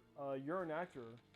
You're paid to act in a film, and I'm part of the movie-going audience that wants to see some acting that I'm paying $13 to $15 to see.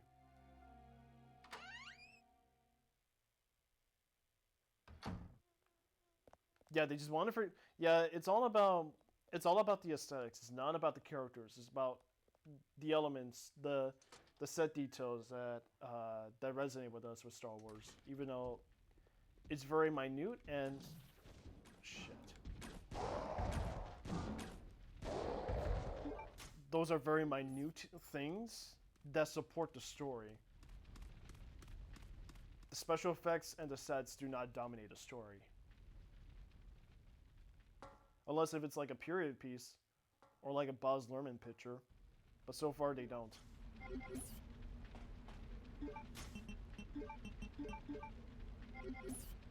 Okay, so I gotta take the seal back into the area with that guillotine where I picked up the padlock and open it, but I gotta be careful where zombies are gonna burst in from that door.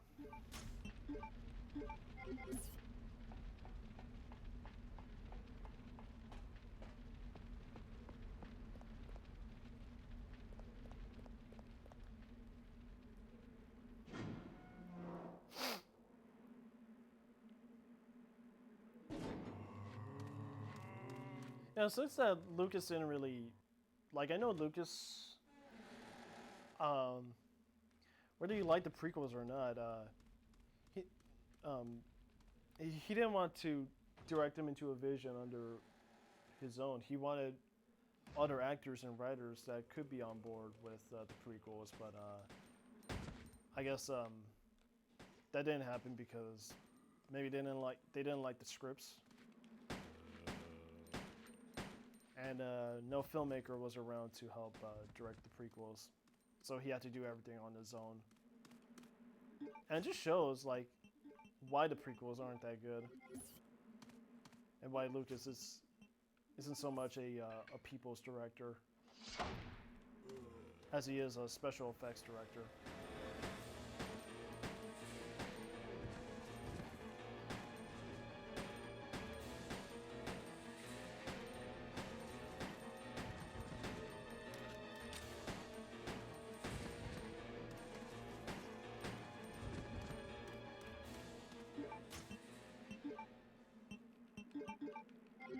No, Disney has no balls.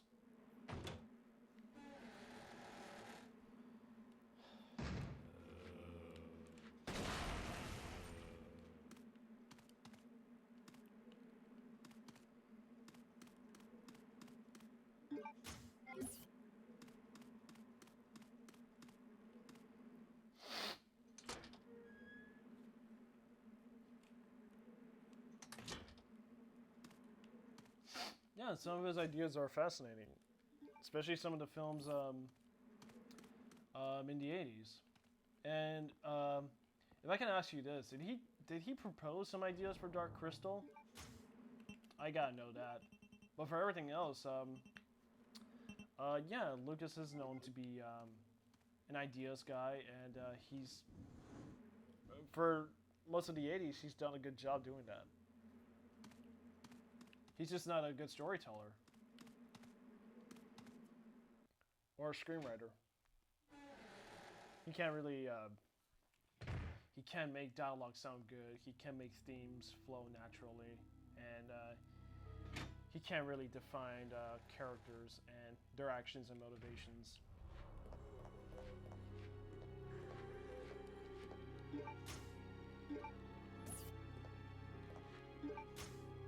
Now, first off, I gotta check into this little shack where it has oddly placed torture chambers,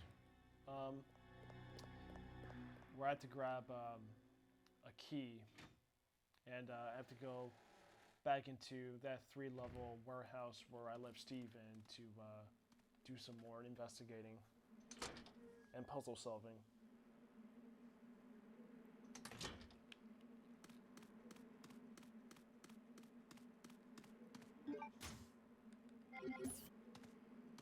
Oh, shit.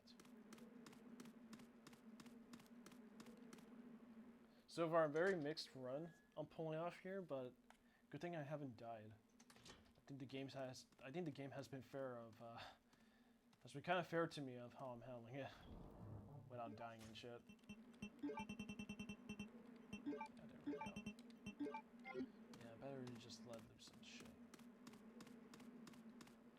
Shit, and what sucks is I ran out of bow gun arrows, and I got as far as this section with some bow gun arrows, with gunpowder arrows, excuse me, to meet Dr. Claw, which is this zombie doctor that is pretty much like a prototype Crimson Head, but you know, he runs at you, and it's a lot harder to stop compared to an average zombie. Okay.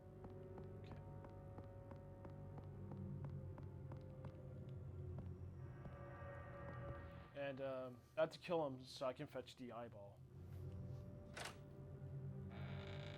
to unlock this room.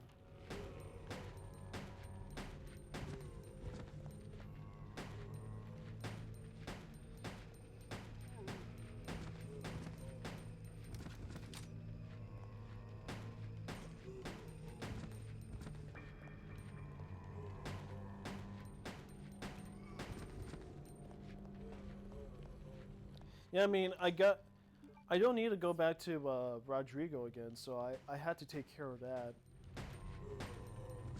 Which is unconventional compared to the other runs I have with Code Veronica. Because usually I do that last after this section. Oh, and this is where I unlock the handgun parts. And I did this thing where I ran out of ammo with the handguns, and I was hoping that the parts, once when I complete the gun with these parts, it will automatically refill my ammo, but no. It doesn't really, which sucks. So I was very disappointed by that.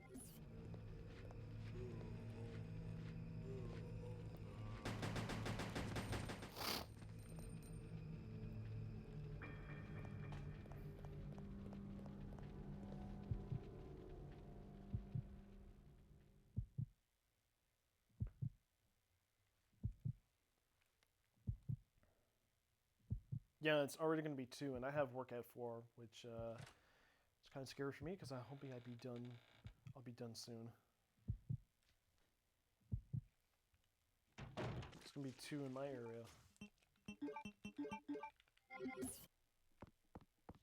Now this is odd. He's feeding on a zombie, and right out of the gate, the zombie he feeds on, like, immediately gets back up.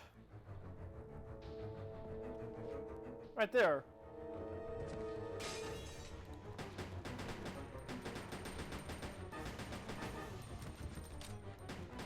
Get away.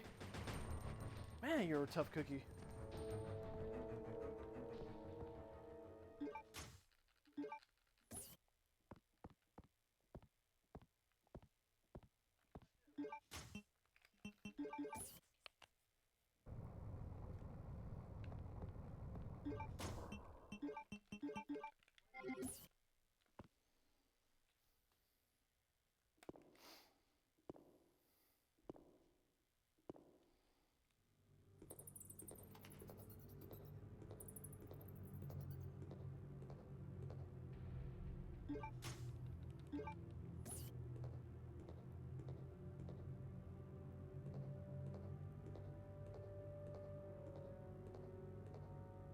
Well, I'm walking very steadily, so I don't have to alert these bats.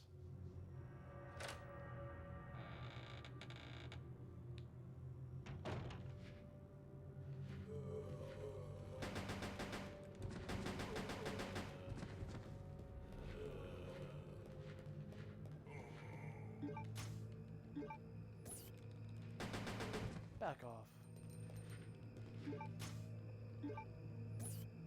That door on the right, we never know what this room was. I wanted to know what that room was. Curiosity has me.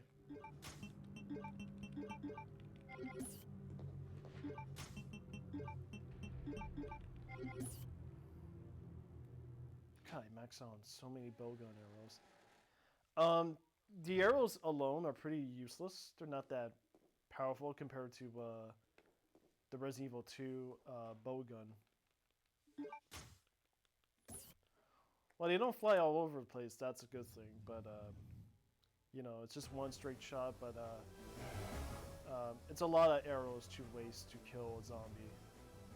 So I gotta do this poison trap. Which I gotta like move the valve here, and it's gonna open this sarcophagus down to insert a Zord, and then a zombie's gonna be popping out of nowhere. So I have to grab an item from there as quick as possible.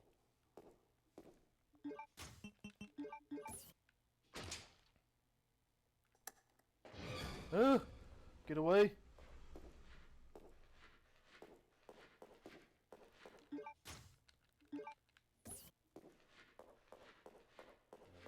No, you're fast, but I'm faster. Hey, same result as last time. I didn't have to waste ammo on him, so that's a good thing. Oh shit! And the zombie, you heard a door creak, so that's the same zombie that from the other room that's coming in.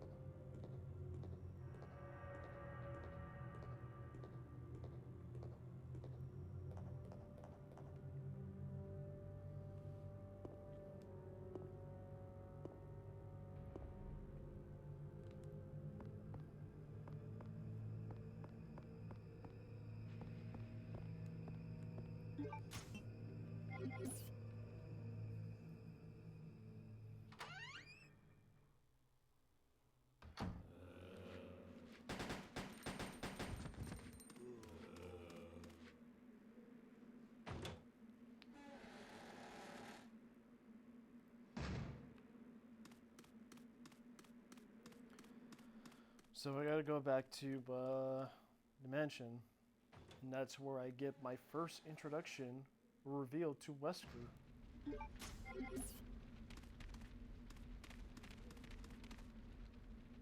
Which I'm gonna leave running because I fucking love that scene. And I love Wesker so much in Code Veronica. So over the top, but just so awesome. Greetings, Claire. Fucking awesome.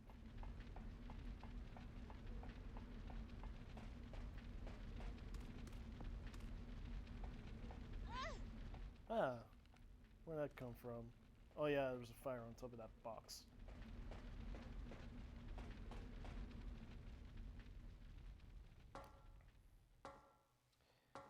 And from this point on, it's just like, yeah, from this level. I mean, level as in like, you know, this higher section of the map. But yeah, from this point on, it's just from here and everywhere else in this level of the Rockford base. I don't have to go downstairs. Here it comes. Greetings. You must be the lovely Claire Redfield. Who are you? Let's just say that I'm a ghost, coming back to haunt your... And this was new Wesker material added in for Code Veronica X. This wasn't included in the initial game. I was the one who attacked that reveal will save later when you play as Chris. All the better for me. Now that the cat dragged in this nice surprise, your ever so caring brother will definitely show up. I must thank you. I missed the voice actor playing Wesker. They replaced him later on with somebody else, but I prefer this guy. My brother is not the kind of person you think he is. I despise Chris. Oh yeah, because of the time he laughed at you in the original Resident Evil game of your plan to unleash the tyrant. That's the reason why he hates Chris. That one moment where he laughs at him, and then Wesker responds with like, "Stop it, Wesker, you're pitiful." What? What is it? Stay there. I'm coming. It appears you may be of some further use to me. I'm going to let you live a little longer. Like this Wesker, this version of Wesker was cocky, like poised, confident, but like more sophisticated than his later iteration in Resident Evil 5. And his power is much more intimidating because what I don't like about Resident Evil 5 is he has Neo powers where he kind of zigzags around in hyperspeed, avoiding bullets and shit. Where here, like, he has a more raw and he has a more raw display of power, where it's not too over the top with some special effects that I enjoyed about Wesker, especially when Chris fights him. Like, it feels very Terminator in a way. And this was the first where you see like a fully augmented person, like coinciding with the T virus, because he's known to be like the next evolution of like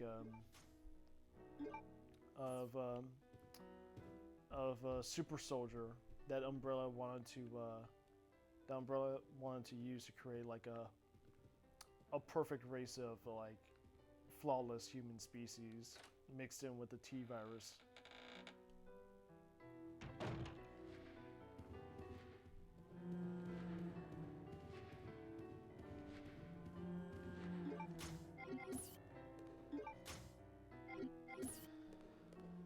so now I'm gonna have to go into that warehouse where I have to like yeah, solve some more puzzles.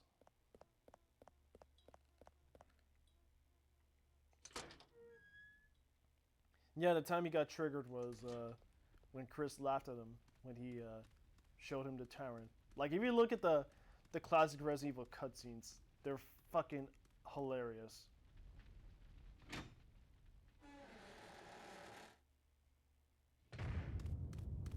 Well, he comes off very nihilistic too. Like he has this weird agenda of unleashing a virus because humans are bad to people, to the world.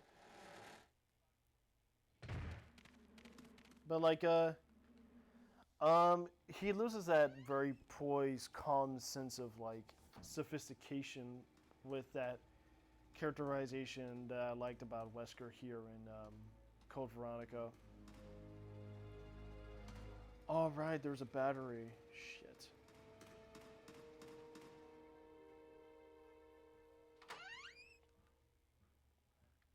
I think that's when I go further up.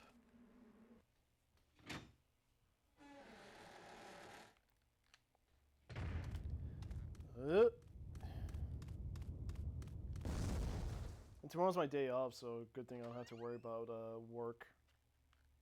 Though I could like complete this game. Alright, let's go.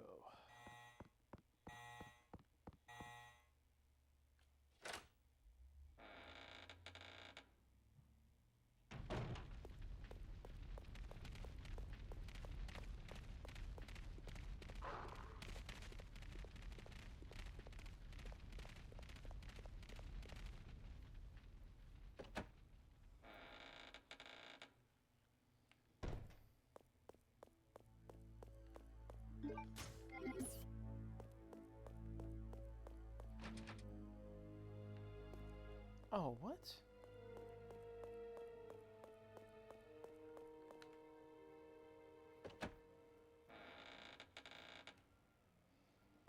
Okay. I'm kind of in a tricky spot, so if I can't go any further than I can, I'm gonna have to like pause the game to look up game facts.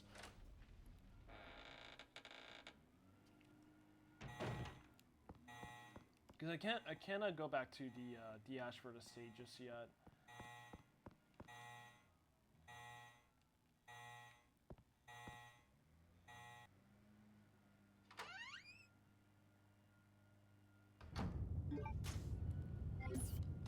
All right then, stand by. Let me see what I'm missing here.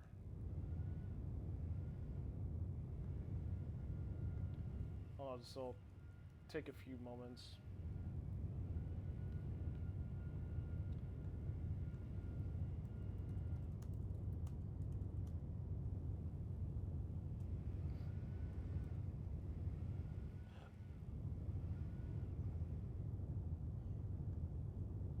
And this is just out of like my lack of memory, because I did play this a couple months ago, and as with most of the Resident Evil games, I tend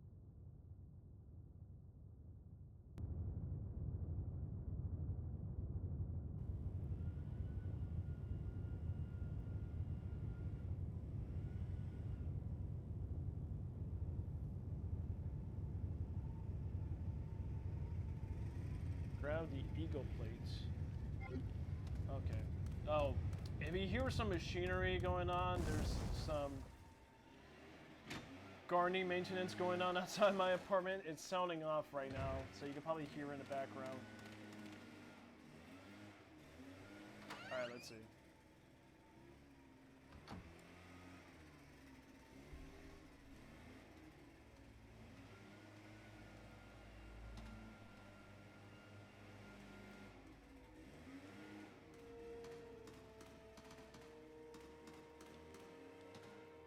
Oh, there we go. That's where it's at.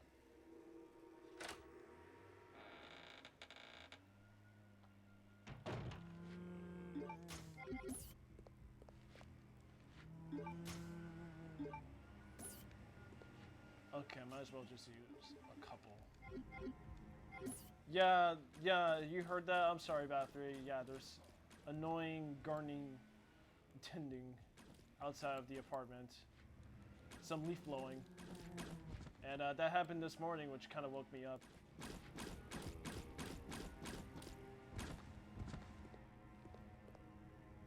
Coming up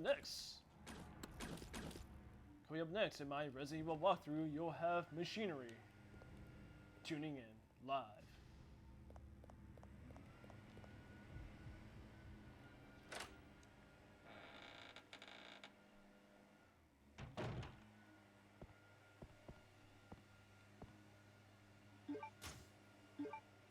Okay, so there's another Eagle plate, and the Eagle plate has left me open to take a portrait, and that's going to be the portrait from the lab containment room where that guy was murdered.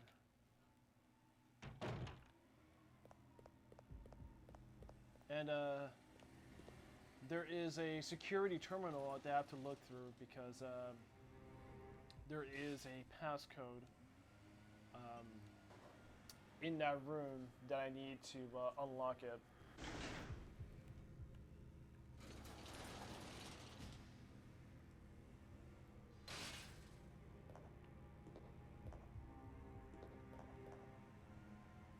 I didn't like it. There's a gun inside. Leon, Sherry, Steve Harrington. That'd be funny if she just said Steve Harrington. By the way, better character than fucking fucking Steve fucking Burnside.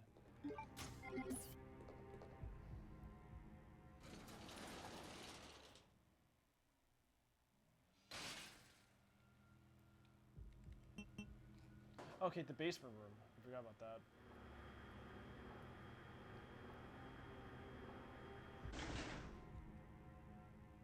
Oh yeah, to talk about Stranger Things 3, I will go further into detail, but without saying much, I really enjoyed it. There is some stuff that bugged me now, considering I saw it twice. Yeah, I saw the entire season twice, but I like it better than 2. But I know Pat's not on the same vote, because he's not really enjoying the season 3 episodes in so far, and I don't see why. I enjoyed it better than I enjoyed it much better than 2. In fact, it doesn't really explore new things, but it improves a lot out of 2. Because I felt 2 was kind of mishandled. And I think that the Duffers were having trouble figuring out deadlines now since Stranger Things has become a big hit. And the first season wasn't aimed to be this big hit. It was just like this one-off story that the Duffers wanted to do. This one-off love letter to all things 80s. But you know, it exceeded everybody's expectations. Now it's become this huge thing that in league with Game of Thrones in terms of Netflix shows.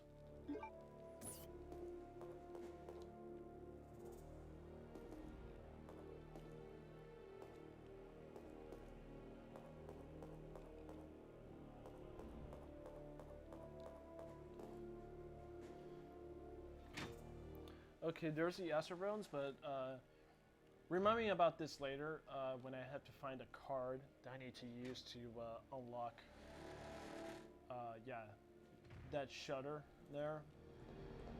So that way I can grab the grenade launcher.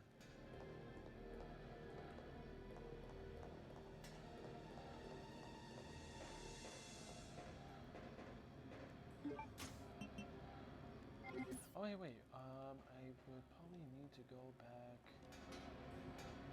because I probably forgot to go to this other door here.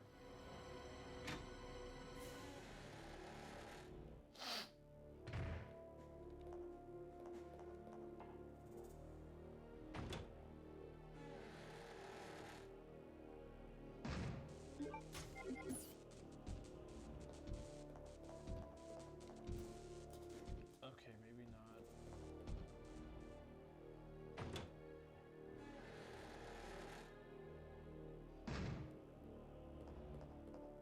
Yeah, might as well just take them all.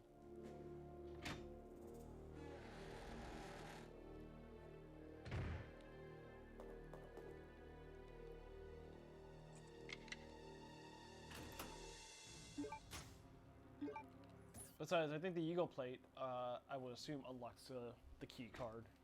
So that would make sense. That way I could just put all these rounds into the safe room.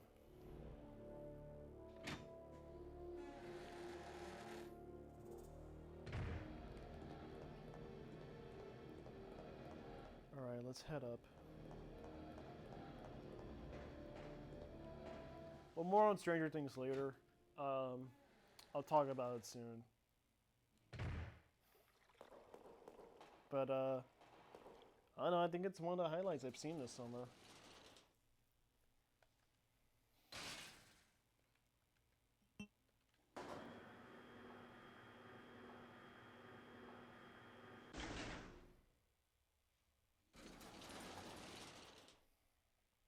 And this is where I'm going to start skipping some cutscenes because I'm kind of lucking out of time.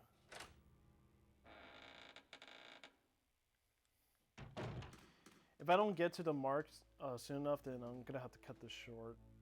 But I can assure it won't be as lengthy as my run so far here.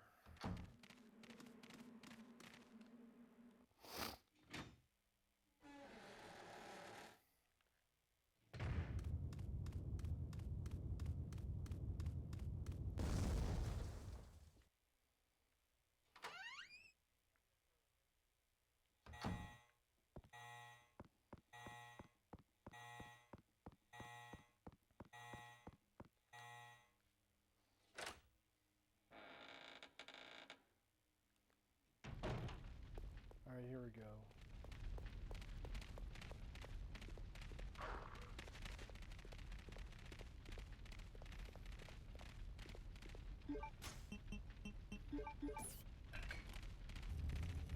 There we go. Okay, that works out.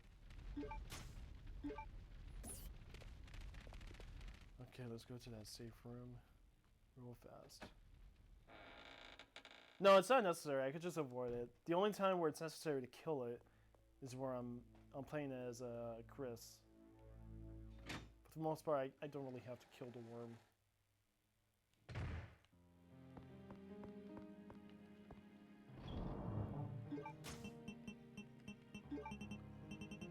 I mentioned this. I really like the score of Code Veronica.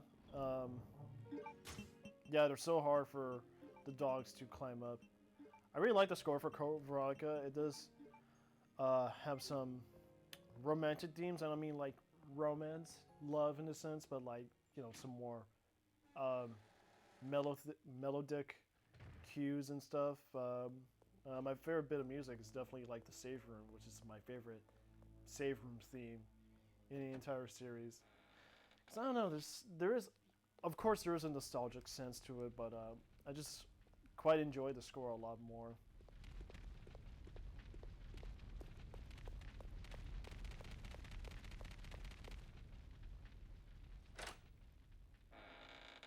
Yeah, Alexia's themes with like the choir, the vocal sound.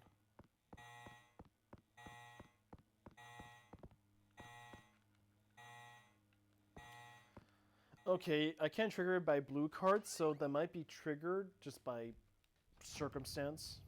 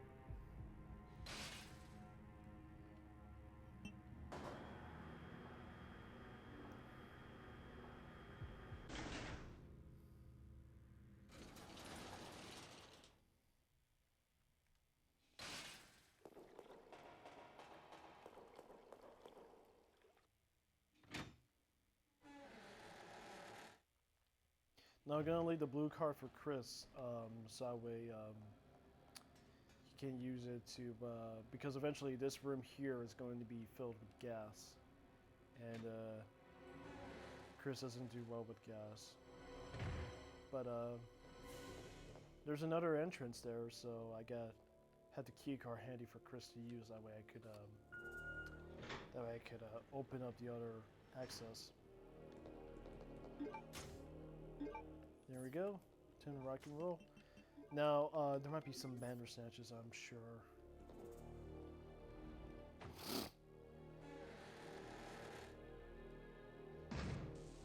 Yeah, fuck. That scared the shit out of me. Fuck.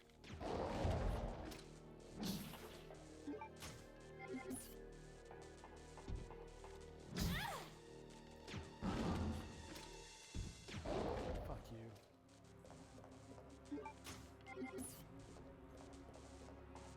Not so hot, but I think I'd be fine for now.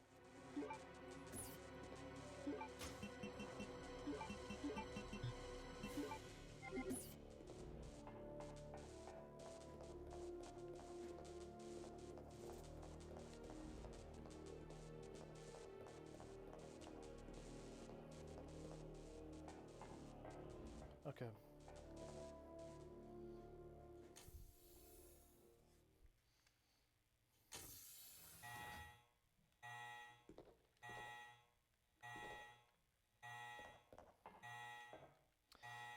Yeah, that's until Chris, so I don't know why this room is accessible.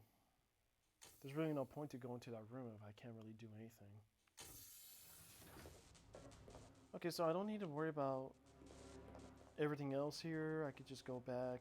I'm gonna go back to the 3rd floor. That way I could grab a look of that code that I need to go into the containment hazard room. Wait, whoops, not there.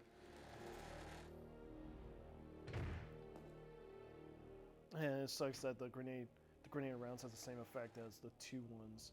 The ones in Resident Evil 2 where it's just like fucking bullets are flying all over the place with not much range or contact.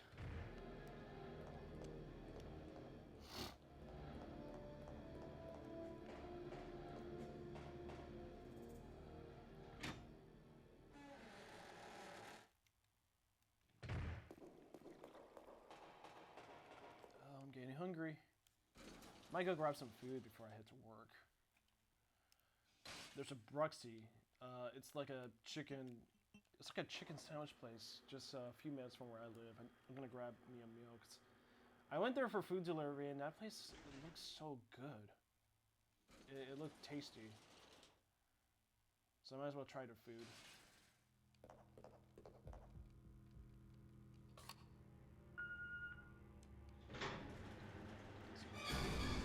Okay, they're already dead. But this guy's not. He's not dead. Oh yeah, there's some fun facts about biohazards, bioweapons. Do you like biogenetic creatures, kids? Well, here's a glimpse of what you can see into the future. I'm gonna do a tuber combo because that might be necessary. Oh, there's another herb I missed out. Okay, awesome. There is a proof that I secured. Which is the proof is pretty much like the stones in Resident Evil 2 and the little cable plugs when you play Leon's.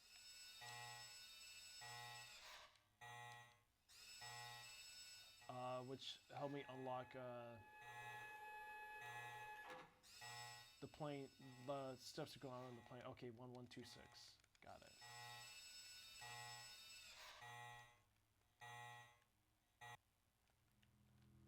Yeah, 1126.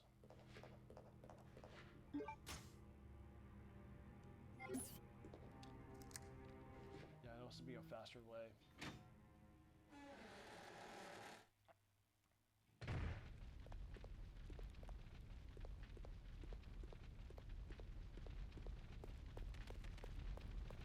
Oh well, you know, it's keeping it with the horror to have dead bodies rise up.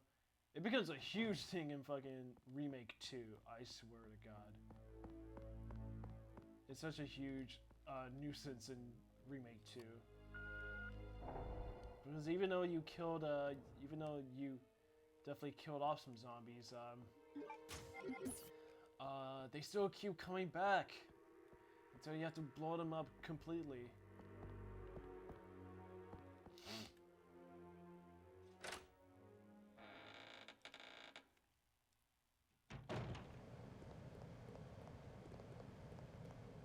Alright, here we go.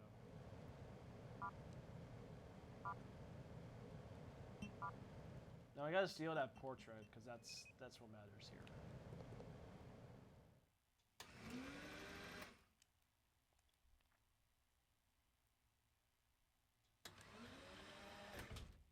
It's going to release these little facehugger stingray looking things that emit electricity. And yeah, they do resemble facehuggers. Biohazard contamination detected.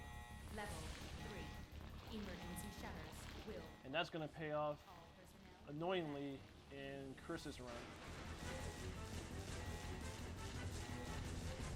Right, let's get out of here. More. No, move.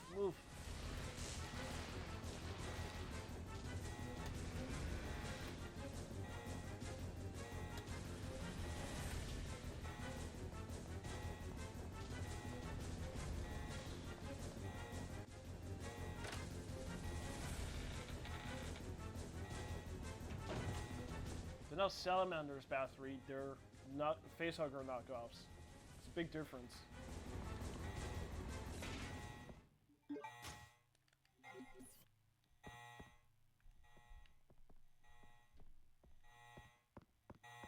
Okay, I can at least go out the other way where I came in.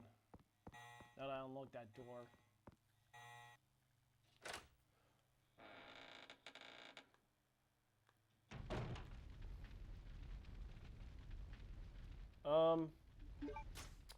I'm having an issue here. Are you still seeing any picture?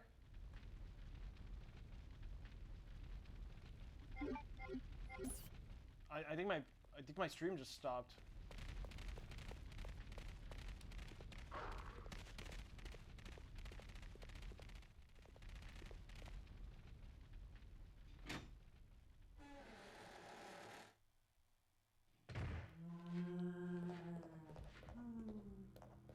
Oh shit. Okay, well, this is awkward. I'm gonna have to cut this short. I gotta save this. Oh, it's working. Okay. Yeah, because hold on a sec. Let me just run by it.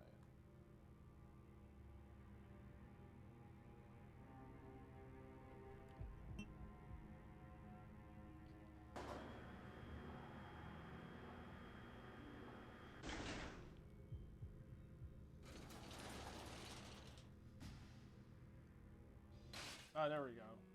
Okay, I was afraid, like, oh shit.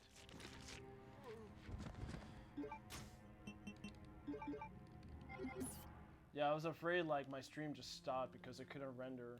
It said through my Elgato app. Alright, here we go.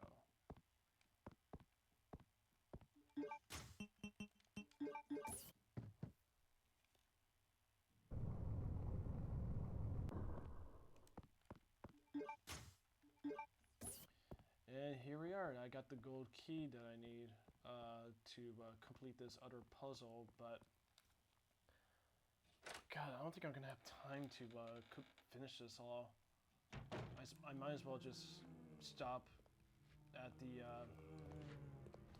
Oh shit! Get off me!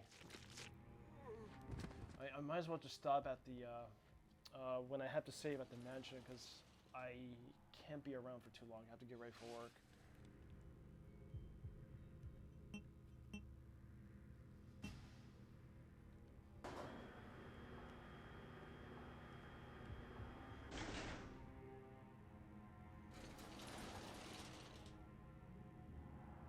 I think by tomorrow you should have the full experience for the second half portion of the game.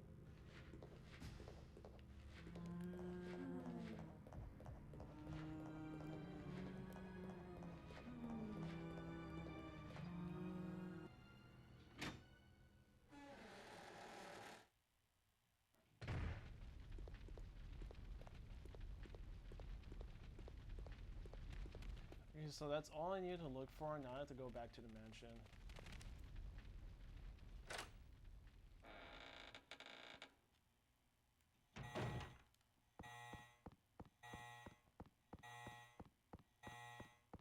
No, I think like at 2:45 I should just stop from there, because I really have to head to work.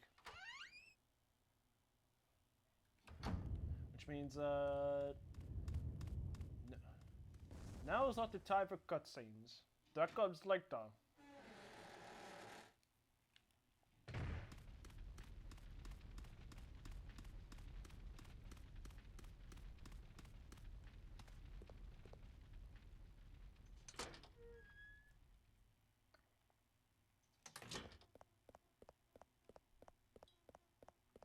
Yeah, well, it seems like I'm making progress. I'm not going back and forth too many times. Of course, these games are known for backtracking, but it's better than my Leon A run and Jill. Sorry, Resident Evil 3 Nemesis.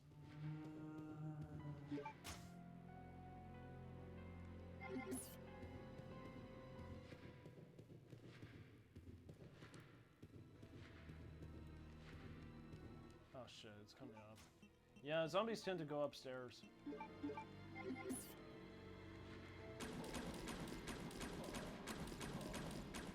fuck you.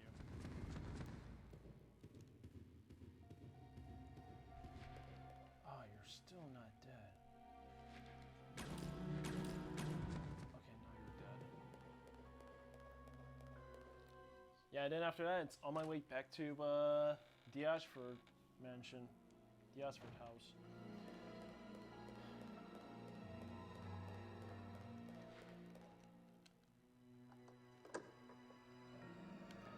Let's go. Okay, so this is the puzzle I need to do. So I'm just gonna grab game facts.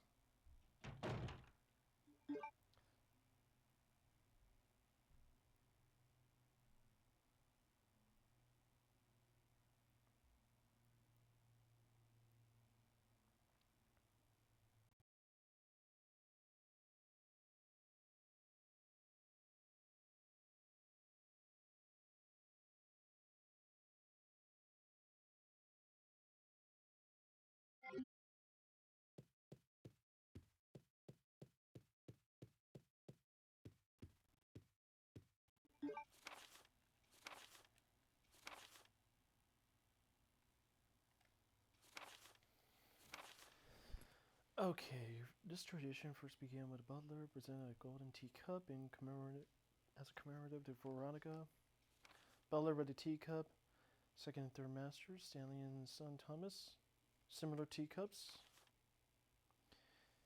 Position shifted to Sir Thomas and Sir Arthur. Then went on to Sir Edward, your grandfather.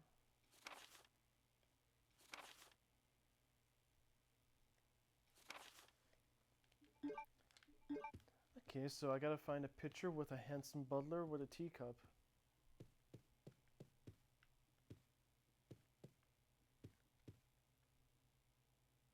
No.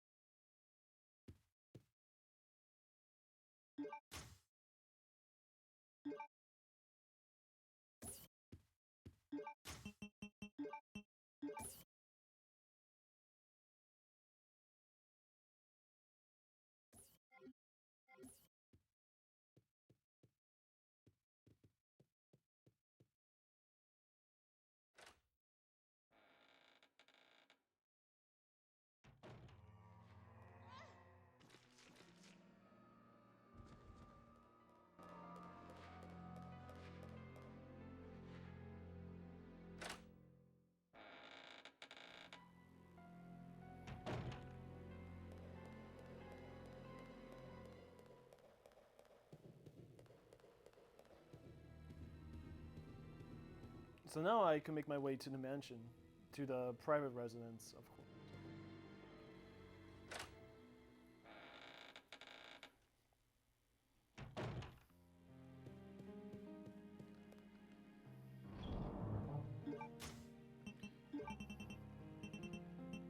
Gonna leave this here for Chris and leave the proof.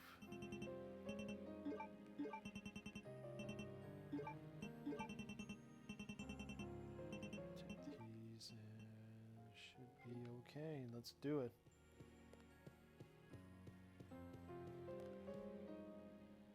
Oh yeah, there's gonna be some more zombies on the way back.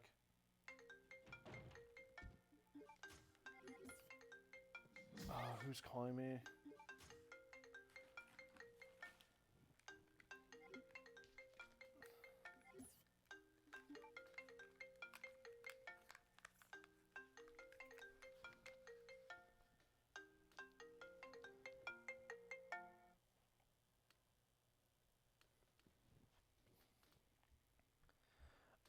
I apologize for that. I was getting a phone call.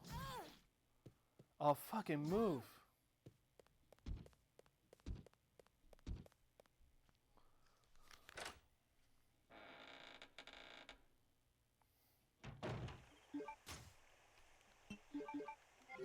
There's gonna be a fuck ton of zombies.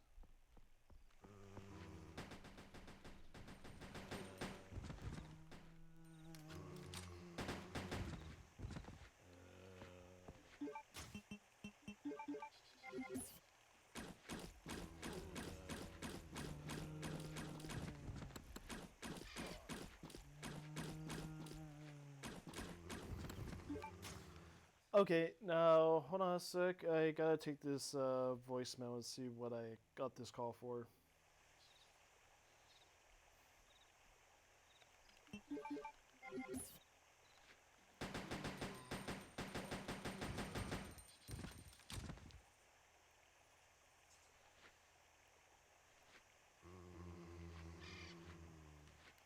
Oh shit.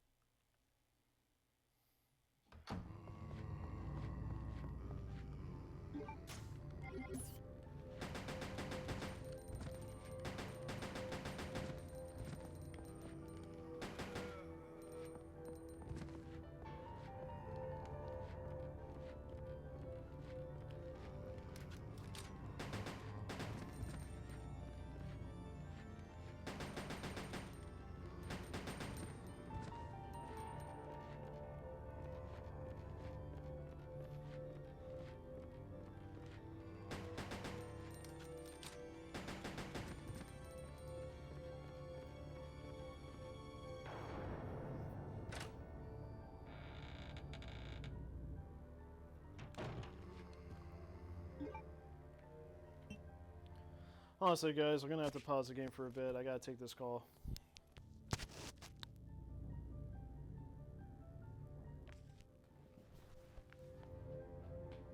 Hi, this is Jason. I'd like to speak to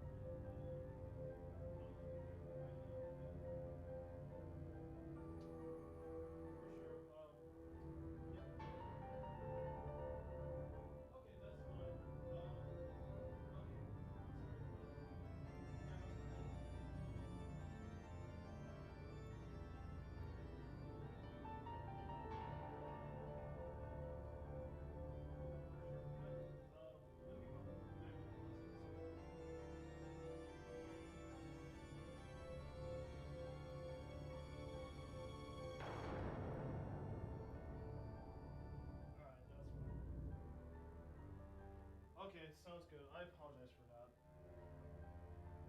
I'll be there as soon as possible. Bye.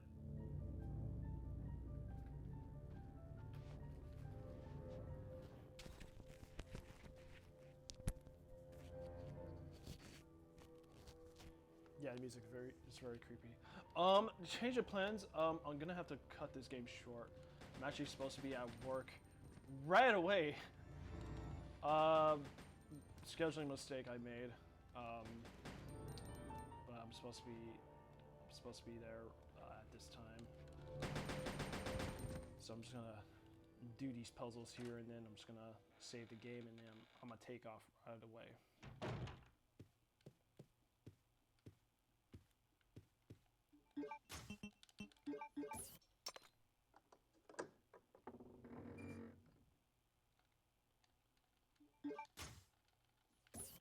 I'm gonna skip everything else because I really don't have much time. But change of plan.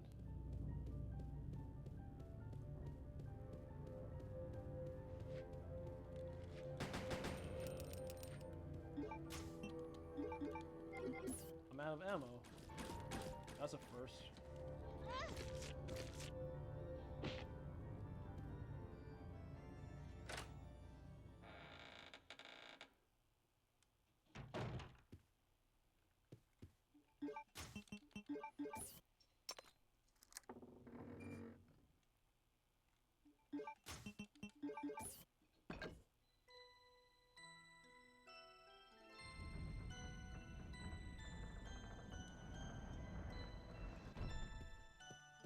Oh man, my scheduling today just got fucked in the ass so hard. But I'm gonna have to stop here. But for those of you watching, thank you so much, guys, for tuning in. And as soon as I save up here, I should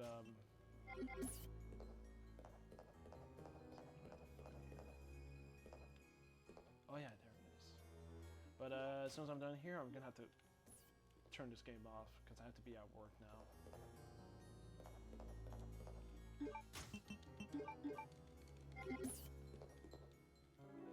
If anything, I'm probably gonna miss like half an hour work. But my second job's pretty forgiving.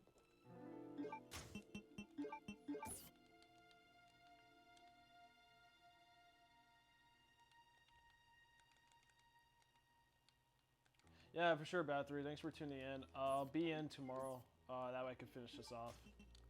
But, you know, while you're gone, I'm probably going to save this right away. But, thank you. Oh yeah, right here. This is where I'm gonna cut the game off.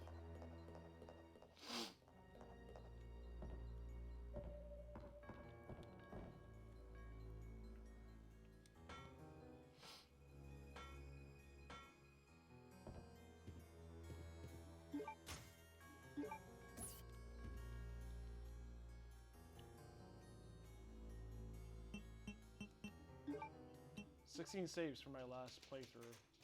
Wow. Alright then. Well, take it easy, guys. Hope you enjoy. This is the MadCAST tuning out for tonight. And hopefully you can catch it for the rest tomorrow.